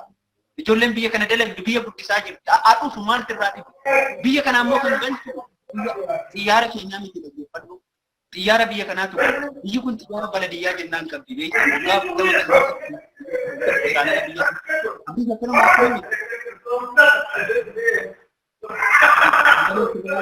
maatii wajajjira tokkummaa ilaa wanti nama dhaamu yeroo dheeraa irra teenyerraa yaa ugaa carraadhumta akka duriirraa tokkoffaa jijjiiramni jiru kana la'anaaf maa inni beektaa jijjiiramni guddaan jiru ergasii daqiiqaa 5 haasa'uun birrii meeqa akka inni fixuu fi amma hanga manka waliin haasofne argaa jirta anaaf kun tokko jijjiirama ergasii jimmaattuu qajeelaa hin hojjetu asitti akka feene taana niitoorkiidhaan kun anaaf waan tokko jijjiirama itti namani waan ta'e waan tokko immoo itti amantu dawwaallee gaafa furattu na fayyisaa bismillah itti yookiin immoo basmaam jettee yoon fayyadamne seenyu ta'uu dhiisuu danda'a shakkaanyu taate ani jijjiirama jedhee waan hin furadheef anaaf jiraachuu danda'a isa immoo hin jiru jedheef immoo dhibuus hin danda'a wanti gochuu qabnu tokkummaa irratti walii galuu irratti wal dhaggeeffachuu fi nama nu hoogganu dhaga'u irratti ati yoo buluu hin dandeenye bulchuus hin dandeenyu nama si hoogganu jalas yoo buluu hin dandeenye bulris bulchuu hin dandeenyu maaliif akka ati tuffattu si tuffata waan ta'eef boru rakkoodha.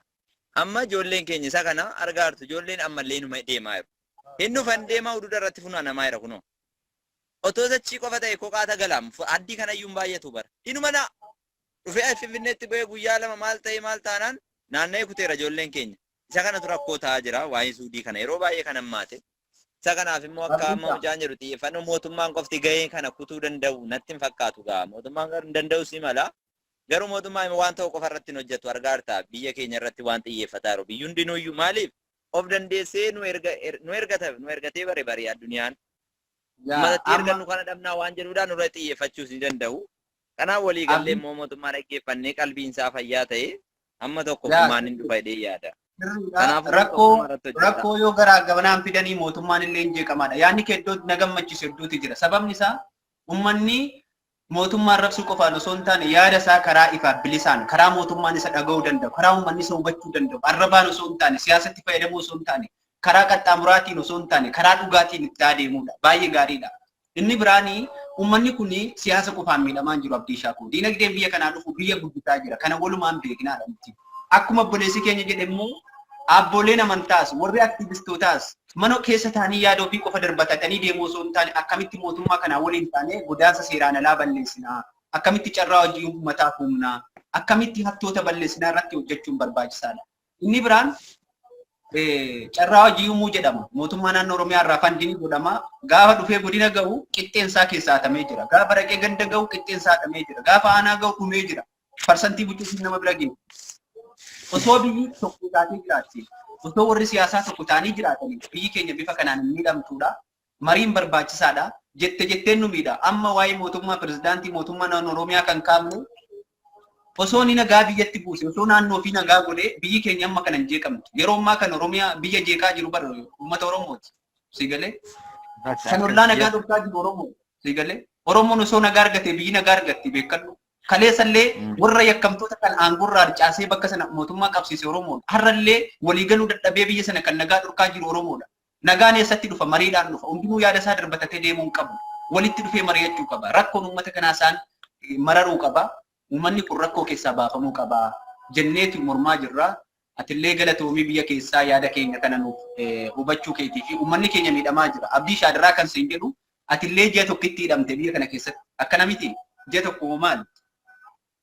Guyyaa 18 wayi. Guyyaa 18 hidhamte. Guyyaa 18 sana keessatti maaltu sitti dhaga'ame? Mana hidhaa akkamitti ibsite? Amma fakkeenyaaf namni yeroo dheengadda feestaalii uffatu siyaasa jedhaa turan. Siyaasa rabbii jedhe namni injireen nyaattee riyaad kan ammaa afaan beeyte jechuudha. Asfaaltii irra rafa ilmi namaa nama 300 kilaasii tokko keessatti hidhama. Atillee dammaamitti hidhamte bakka gaariitti hidhamte. Gaafa injiraa'ee qaamni isaa injiraa waan uffatu dhabee ittiin ibsataa jira rakkoosa. Namni gabbayee maal jedha? Inni kaan immoo ittiin arrabsa jechuudha uummata kana. Maaliif uummata kanatti qoosuun barbaachisa? Inni jedhame jaraanii miti bar tokkummaa jara osoo hin taane jara biyya faranjiitii feestaalii keessa bu'anii muudii qabanu tokko fa'i garaa qullaa. Rakkoo uummata sanaa ibsaa jiru kasaan rakkoo uummata sanaa haa dhaga'amuudha. Amma fakkeenyaaf Fayyisaa Leellisaa maraatoonii irratti akka wal qaxxaamursee akkas jennaan faranjiin maal rakkatee jettee gaafatti. Rakkoo Oromoo uummata kun rakkoo keessa jiraa jedhee itti ibse. Feestaalii kan uffattu fakkeenyaaf atamma zayitiin baatame amma hiriirri itti baamaa jira waa'ee zayitii. Mootummaan maaliif zayitiin kun sooshaal miidiyaa irra marsa jedhee rakkoo zayitii kana marsuudhaaf har'a Finfinnee keessatti zayitii meeqa qabe har'a? Kaartoona meeqa qabe? Mana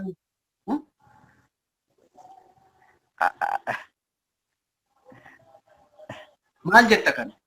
Liqinfamtuumi dubbiin namaa kun. Iti laa sirriidha. Anin namni mataa keessa bu'ee garaan keessa hedduutti maratu tuyyuu kun siyaasa jedhame. Siyaasa warra jedhame fakkeenyaaf warra achi jiru miti, warra eenyu ta'u miti. Warra siyaasa fayyadamu jira. Hin jiru jettaatti namantaa amma warri feestaalee uffate siyaasa kan fayyadamni jiran jetta. Siyaasa kan fayyadamu ganuutu jira. Uummanni kun galuu dhiisuun saayyuu siyaasa kan ta'utu jira. Maaliif?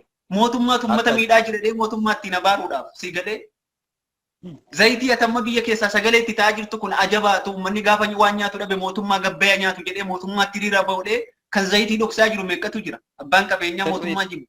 Si galee? Kun ni jira. Garuu uummata kanaa fi sana walitti fiduu hin qabnudha. Rakkoon uummata kanaa waan biraati. Uummanni kun dhibbi tokko abdiishaa. Uummata 100,000 jiraa jedhani. Qixxeen dhossanii beekadhu. Uummanni kun dhibbi tokko 200 riyaalatti shaallagime riyaala miliyoona 100. Reela miliyoona 100 jechuun immoo biliyoona 1 birrii biyya keenya ji'atti kana galchaa jira uummanni kun biyya ofii ittiin guddisaa jira. Kun soba moo dhugaadhame si galee yoo biyya kana dalaga. Ati yeroo dur biyya kana dalagatu baatiitti riyaala 1,000 gadi hin galchatta abdiishaa. 300 qofa nyaatta garaa kee qoxxobbii ofii nyaachuu dhiiftee fa'aa biyyatti ergatta bar keessaan galaa hojjette. Akkasuma akkas miti. Akkasuma sirriidha. Manni kun diinagdee biyya keenyaa miidhaara. Doolaarumti biyya keenyatti akkana dabalamuun gabiin alaa galu dhibuudhaan qonni kun sirriidha. Kana sirrii miteedhaan jiru garuu fayyadama namoota keenyaa haasaa fi gochatu dura namaa deema waan ta'eef siyaasa namni keenya fayyadameen ijoolleen keenya miidhamaa arti jedhaa irra. Kana addas boris dhiibbaan goona dhiibbaa nuti goonu garuu karaa dhugaa ta'een karaa lammii keenyaa quuqamneen karaa dhugaadhaan ijoolleen kun mana hidhaa sanaa bahuu qabdi jedhuun malee karaa niigdii biraatti deeffachuu hin qabnudha amma kan nuti irratti hojjechuu qabnu tokkummaa. Yaa attu saaxiluu rakkoo mootummaa dubbachuun an sittiin gammade malee mootummaa jibbitee walitti deebite jedhee sittiin gammadu an sittiin gammade yeroo itti waaqayyo maaliif abbaa kootachi nyaachaa jira haadha kootachi nyaachaa jirti rakkoo maatii keenyaatiin dubbataa jirta an mootummaa kan mormuuf rakkoo isaa argeetan ati naa waliin deeggaruu qabda bakka rakkoo sana ga'umsa isaa faarsuun qaba sii galee yoo akkanatti walii hubanne barbaachisaadha. Inni biraan immoo Abdiishaan bilisiginnaa deeggarti jedhanii si abaaruu hin qabu. Maaliif deeggarti jedhee sirraa barachuu hin qaba. Inni sadaffaan ati badhaadhina deeggarta. Badhaadhina jechuun hiikaan isaa maali? Nageenya. Idaamuu jechuun maal jechuudha? Waliin ta'uudhaami. Gaafa Oromoo raqanii Amaaratti camlaaqqanii waliin idaanu Oromoo miliyoona 60 paaworii isaa ol kaasanii abbaa biyyummaa isaa beekanii qabeenya Oromoo fandii Oromoodhaaf fandii godhan qobaatti baasanudha kan morminu. Badhaadhina dhugaa ijaaruudha. Siigalee kan nuti gammannu malee Abdiishaan maa kana deeggarteedhaan si jibba. Ati buna sukkaaraa qabu dhugdaa an buna duwwaan dhuga. Dirqama sukkaaraa dhuginaan jechuun qabu. Maaliif cuggarraan qaba ta'uu danda'a. Qaama kootiin fedhu ta'uu danda'a. Yaada walii hubachuun yaada yeroo baay'ee Oromoo kan miidhu akkuma tamma jette yaada ofii qofatti amananii si miidhuu bakka ati dubbattu afaan si qabu barbaadan. Rakkoo akkasii kana keessaa haa baanu uummata keenyaaf ayaan nun jedha. Yoo yaada qabaatte yaada gabaabaa dabarfadhuuti. Nuti gaabiyya nuti jirru kunoo salaannee gaheera alhamdulillah. Magaalaan keenya magaalaa duraati. Achi wana asiriin yuree salaatu beekta. Nu ganaadha asiriin reefuun salaatamee kaa. Garuu gaa jira nu biraas yaannan qabu rakkoo ijoollee keenyaa addas boris wal qabnee irratti dubbachuun barbaachisaadha. Keessattuu garuu waan tokkoon jedha ijoolleen natti mufanne. Namumti biyya Arabaa jiru kun mootummaa qeequutti akka ni maftii hin qabnetti ilaaliyan booda kana. Maali yoo jette warra biyya faranjii warra mana akka mana abbaasaa jiru tamma biyya faranjii warri jiru qe'ee abbaasaatii olitti kabaja qaba. Wanti tokko qalaan tokko akkanatti buunaan iyyi falma faafi qalaan tokko itti buunaan mirga qaba. Warri biyya Arabaa jiru garuu nama deeggaruuf dhiisuu keessattuu gahee jaraa akka hin qabne hin bare. Maali yoonaan jettee miidhamaadha ofiifuu firideemi tonno firideemii yeroo taateettu yaate ofii keetii mataa keetii firii yoo taate iyyi habalu firii dhabe jettee nama qubabaaf. Namni biyya Arabaa kamuun keessa jiru firii hin qabanu. Shamarran keenya silkii bitatee waa gabbayee eenyu ta'a boottaa malee. Dhiirri keenya silkii qabaa waa eenyu ta'a malee ofiifuu firideemii mirga namummaa hin qabu biyya Arabaa keessatti namni. Kanaaf mirga maaliirra naamuusaa hojii isaa hojjete miidhaa isaatiif rakkoo jiru qofittee karaa seeraatiin haasa'uu qabaadha malee wama deeggaranii waa habaluu akkasii kana ijoolleen biyya Arabaa akkasii mirga qabnetti muradhe. Kana gaafa siin jedhu hanga mirgi keessi eegame hanga rakkoon tokko sirra geenyaan nam tokko fiigeessi qaqqabuu hin dandeenyetti mirga nama maal haasa'amu. Kan keetu naasaamne oo namni biyya Arabaa jiru moo firii miti atamatu karaa Arabaatee ofii keetiif dhiibbaan sirra ga'a waan ta'eef kanaafuu ijoolleen keenya karaa tokkummaa nageenya jaraa irratti rakkoo jara irra ga'u qofitti ibsachuu qabu malee nama arrabsuu maal ta'u amma ijoolleen keenya baay'een jaraatu arrabsanuu jiru adda dhabamanii maaliif gaafa kana immoo namni jaraa haasa'u hin jiru waan ta'eef hin miidhamu baasee isa sanarra waan miidhaan irra ga'uuf rakkoo jaraa kana immoo hiikuudhaaf nuti immoo akka jari nagaan ta'a akka miidhaan irra ga'aa jiran kana hubannee wal qabnee karaa nagaatiin gandaan maal wal qooduu dhiibnee irratti yeroo hunda mootummaa yaadachiifnee mootummaan keenyas immoo gaafati namni ulaasaa dadhaa taa'u gaaf tokko irraa banamuun ol wedha raayyaa yeroo hunda yoo akka kana deemnee dubbanne hin dagatamu jechuudha. Dhimma keenya waan ta'eef dagachuu dhiibnee karaa nagaatiin karaa jaalalaatiin siyaasa feete deeggarii maan feete keessa taa'ii nagaadhaan qofittee sagalee ijoollee kanaa hataanudha siyaasatu tuummakinii. Sobanii dhufanii oduu atattamaa sabbar seenaa biriikiin kinius jedhanii iyyan tokko jira biyya faranjiirraas sobaattiin ijoolleen dalagaa. Biyya Arabaan jiru Abdiishaa waan tokko yaadni kee bareeddoodha. Uummanni biyya kanaa biyya guddisaa jira kana waliin quba qabna. Kaleessa baadiyyaa gaafa keessa deemtu dhoqqee jilbaan gaattee deemta. Har'a immoo qorqorroo adii fi daandii bahe qofa argita. Daandii sana irra caalaa uummata waliin gurmaa'ee fa'aa baafata. Ijoollee biyya kanaaf baasaa jirti. Dhiisisii biyya faranjii mootummaan deengadda miliyoona tokko galaa jedhee filate suni faayidaa biyyaaf hin buufne miidhaa biyyaatti fiduu malee. Uummata miliyoona tokko dhiisee utuu kuma dhibba biyya kanaa galchatee irra mootummaadhaaf faayidaadha. Maaliif uummanni biyya kanaa Yoo biyya galallee biyya koo keessatti hojjedhee guddadha jedha malee isin biyya faranjii achitti mana jireenyaa bitattee makiinaa gaarii bitattee ilmoo isii yuunivarsiitii gurguddaatti barsiifataa gabbaatee waciti kijiba kana. Garuu isin biyya rabaa ofii shaamaa taatee uummataa baqaa jirti. Yoo mootummaan rakkoo amma mee gammoojjii baalee jarri ustaaza raayyaa fa'aa hojjetaa jiran ilaalime birrii biliyoona meeqa walitti guuranii kan itti ergan ijoollee biyya rabaa kana. Uummata miliyoona tokkoof tuqaa shan naannoo Somaaliirraa buqqee kan ijaarse uummata kana. Rakkoodhuma mee magaalaa Jimmaa keessa ta'anii Jarrabdii Geetaachoo fa'aan viidiyoo waraaban eenyutu itti erga ijoollee biyya kanaati. Maatii rakkate. Magaalaa Oromiyaa hunda kan ijaaraa jiru uummata kana. Mootummaan maaliif uummata kanaaf kabajaa dhabee diyaaspooraa miliyoona tokkoof dheengadda waamicha godhee beekime. Isin biyya faranjii kun yoo gabbaate kuufati isiisaa yoo barbaadde waan biyya firiideemidha. Biyya sana keessatti jiraachuu waraqaa qabanii garuu biyya rabaa keessatti uummanni keenya miidhamaa jira. Uummanni biyyaaf bu'aa buuse yeroo miidhamu namni tokko lama yoon awwaa balleesse maqaa kootiin uummata miidhuu qabudha kan nuti dubbachaa jiru. Sii galaa? Nukkolcha yeroo biyya kun nagaa hedduu jirtanii beekani.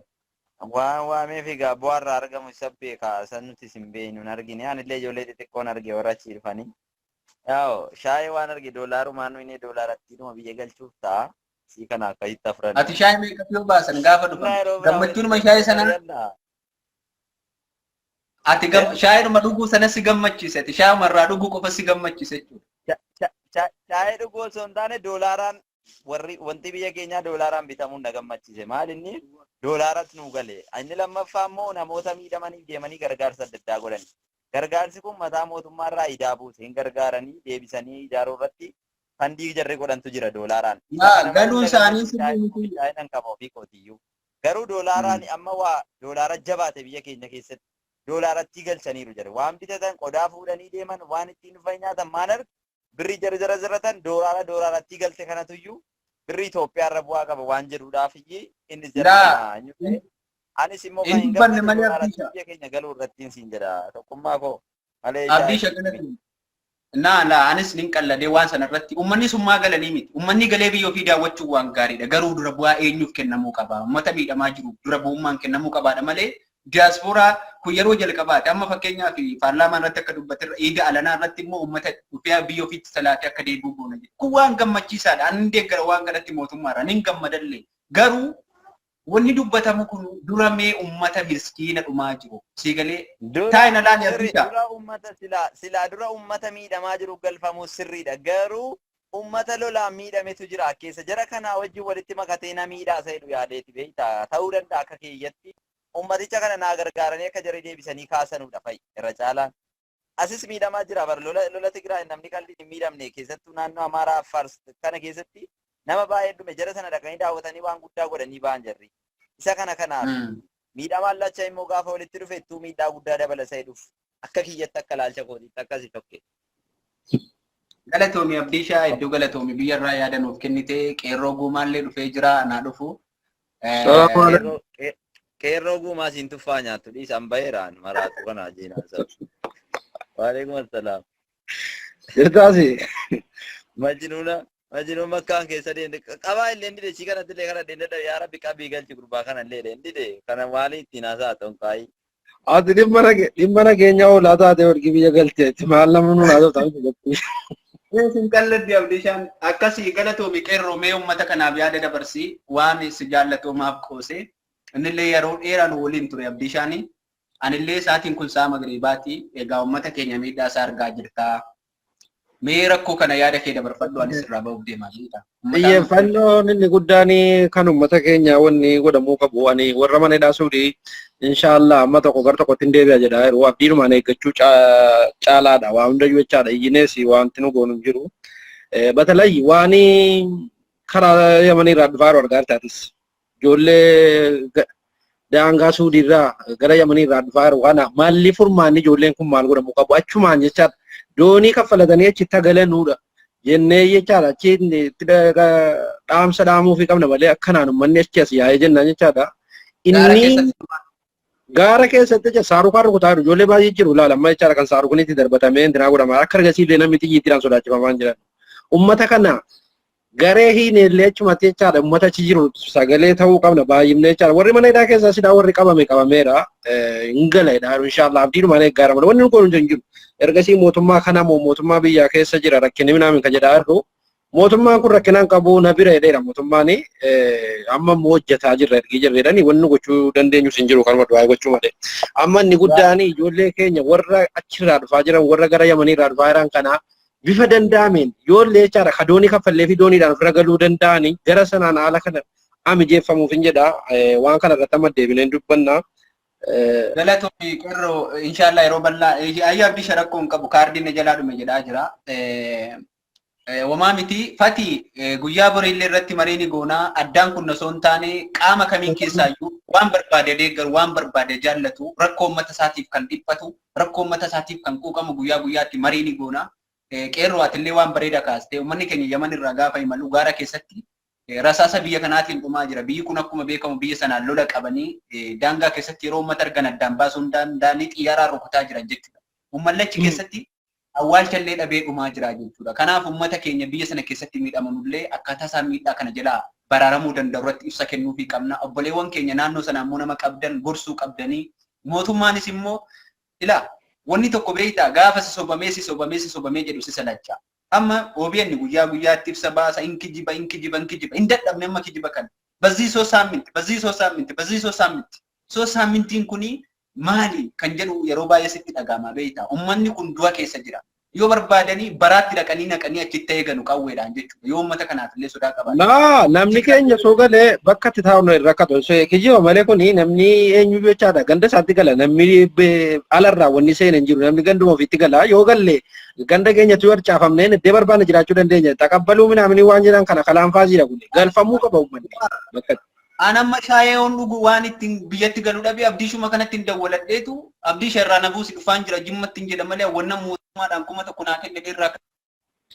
Yaa boo kalaanfaasiidha kun namni jecha namni maatii qaba hundi jiraatu nammas keessa jiru jechaadha gandatti gala gandarraa bahe qaba kun haasaa mijeeffachuu waan ittiin uummata tursiisanudha malee waan sodaatan jarabbee kaa gizee dhiyoo keessatti jechaadha uummanni kun galfamuudha ji'a 7 ji'a 8 ji'a 11 12 eeguu barbaachisa kanaanas ittiin dhuminaa hin jiru uummanni kun garuu osoo walitti dhaabafame jechaadha namni ganduma isaatti gala gandarraa bahe itti gala malee biyya ormaatti yookiin biyya namaa deemne jechaadha sichi mana nuu kenname lafti nuu kenname nuu jedhaan jiru gandatti baay'ee baanitti gandatti baanitti gallaadha malee kun akkuma kana ta'e isa ammaa irratti dubbanna inshallah asii salaanni gahaa jira waan amma yaa baay'ee galatoomi qeerroo koo inshallah guyyaa boriillee irratti dubbanna yaadni kee yaada bareedaadha yaada deeggaramaadha guyyaa borii walitti deebina nagaan inshallah habibi.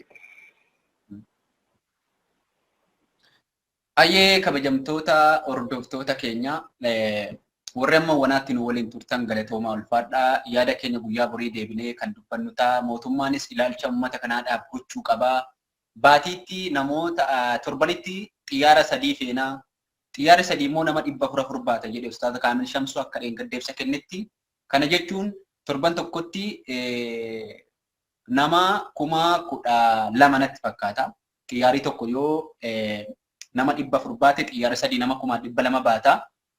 Baatii tokko keessatti nama 14,000 jechuudha.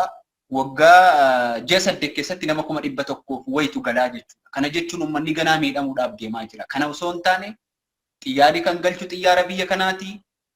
Diinagdee yoo dhabdan nuti isin gargaarra warri ala jirru isin cina jirra waan barbaachisaa ta'e isiniif goona mootummaa keenya ni gargaarra cina ni dhaabbanna yeroo atattamaa keessatti akkaawuntii tokko baasee mootummaan akkaawuntii seeraan ijaarame tokko uummanni diinagdee irratti haguuru uummata kana yoo gara biyyaatti yeroo galche akkamuuf jedhe isa miidha ta'e gargaarsa gochuudhaaf wanni isa rakkisu yoo jiraate bakka qubannaa isaanii isa rakkisa yoo ta'e shabkii ijaarraaf waa'ee beergoo nuu kireessaa hin jennu fooqii gaarii keessa rafuun barbaadu uummanni miidhamee jira asfaaltii irra rafaa jira adagaa danda'ee galaa jira bakka cisichaatiin isin rakkisu biyya keenyaa keessa cisee marga yoo nyaate yoo akka looniitti margi sunuu nyaata biyya kanaa nuuf caala biyya kanatti irra caala marga nyaannaan beektuumi karuuzaa waliin nyaatan uummanni keenya raafuu dhiyootti fidanuu nyaata adagaadhaan wal baree galaa jira kanaafu ummata bakka qubannaa godhaa jirra bakka maalii godhaa jirra tanii ummata subuurra akkaawuntii tokko baastanii ummataan kan irratti ummata keessan cina dhaabbadhaa ummanni kun yeroo gale miidhaa guddaatti sirra ga'ee jira jettanii yoo xiqqaate guyyaatti xiyyaara 5 fe'uu qabdu xiyyaarri fa'u xiyyaara biyya kanaati diinagdee biyya kanaatu fe'a diinagdee biyya kanaatu galcha isin ummata sana achuma dhaabattanii simachuu dadhabdaniitu torbanitti xiyyaara 3 feena guyyaatti yookiin 2 feena yookiin 1 feena kunnuuntaa jettanii maal wal gummattu miti ummata kanaaf ilaalcha godhaatii ummata kana rakkoo kana keessaa baasaan isiniin jedha. Ummata miidhamee jiru caala immoo kalala jirutu dhumaa jira yaaddoodhaan. Inni mana hidhaa keessa jiru ji'a 8tti yoo gale inni immoo sichitti qabamee itti galu immoo waggaa meeqatti gala. Carraa waggaa meeqatti isa bira ga'uudhaaf deema. Kana dhiistanii ummata kanaaf yaaduun barbaachisaadha. Galanni kan rabbiiti. Biyyi kun biyya of dandeessuudha. Biyya bitiroola qabduudha. Biyya maallaqa guddaa qabduudha. Biyya xiyyaara ummata guuruudhaaf jechuudha. Xiyyaara baladiyyaa jennaan jira jechuudha. Baladiyyaa jechuun makiinaan qoshaashaa gatu jiraami. Xiyyaarri ummata kana lammii seedaan ala biyya isaatti dhufee biyya isaatti deemee gatu jira biyya kana jechuudha. Ummanni kun of dandeessu yoo xiqqaate xiyyaara kana 100 ol qabdi jechuudha. Kanaaf guyyaatti nama xiyyaara 50 illee hin dandeessiif boolee simachuu dandeenyaan. Kanaaf ummata kana guuree bakka itti uumuun barbaachisaadha. Kanuma isin jennaa guyyaa horii walitti deebinee kan irratti yaada wal jijjiirru ta'a galatoomaa ulfaadhaa. Waqtiin illee waqtii salaataati isin jaalladha isin kabajaa yeroo gaarii.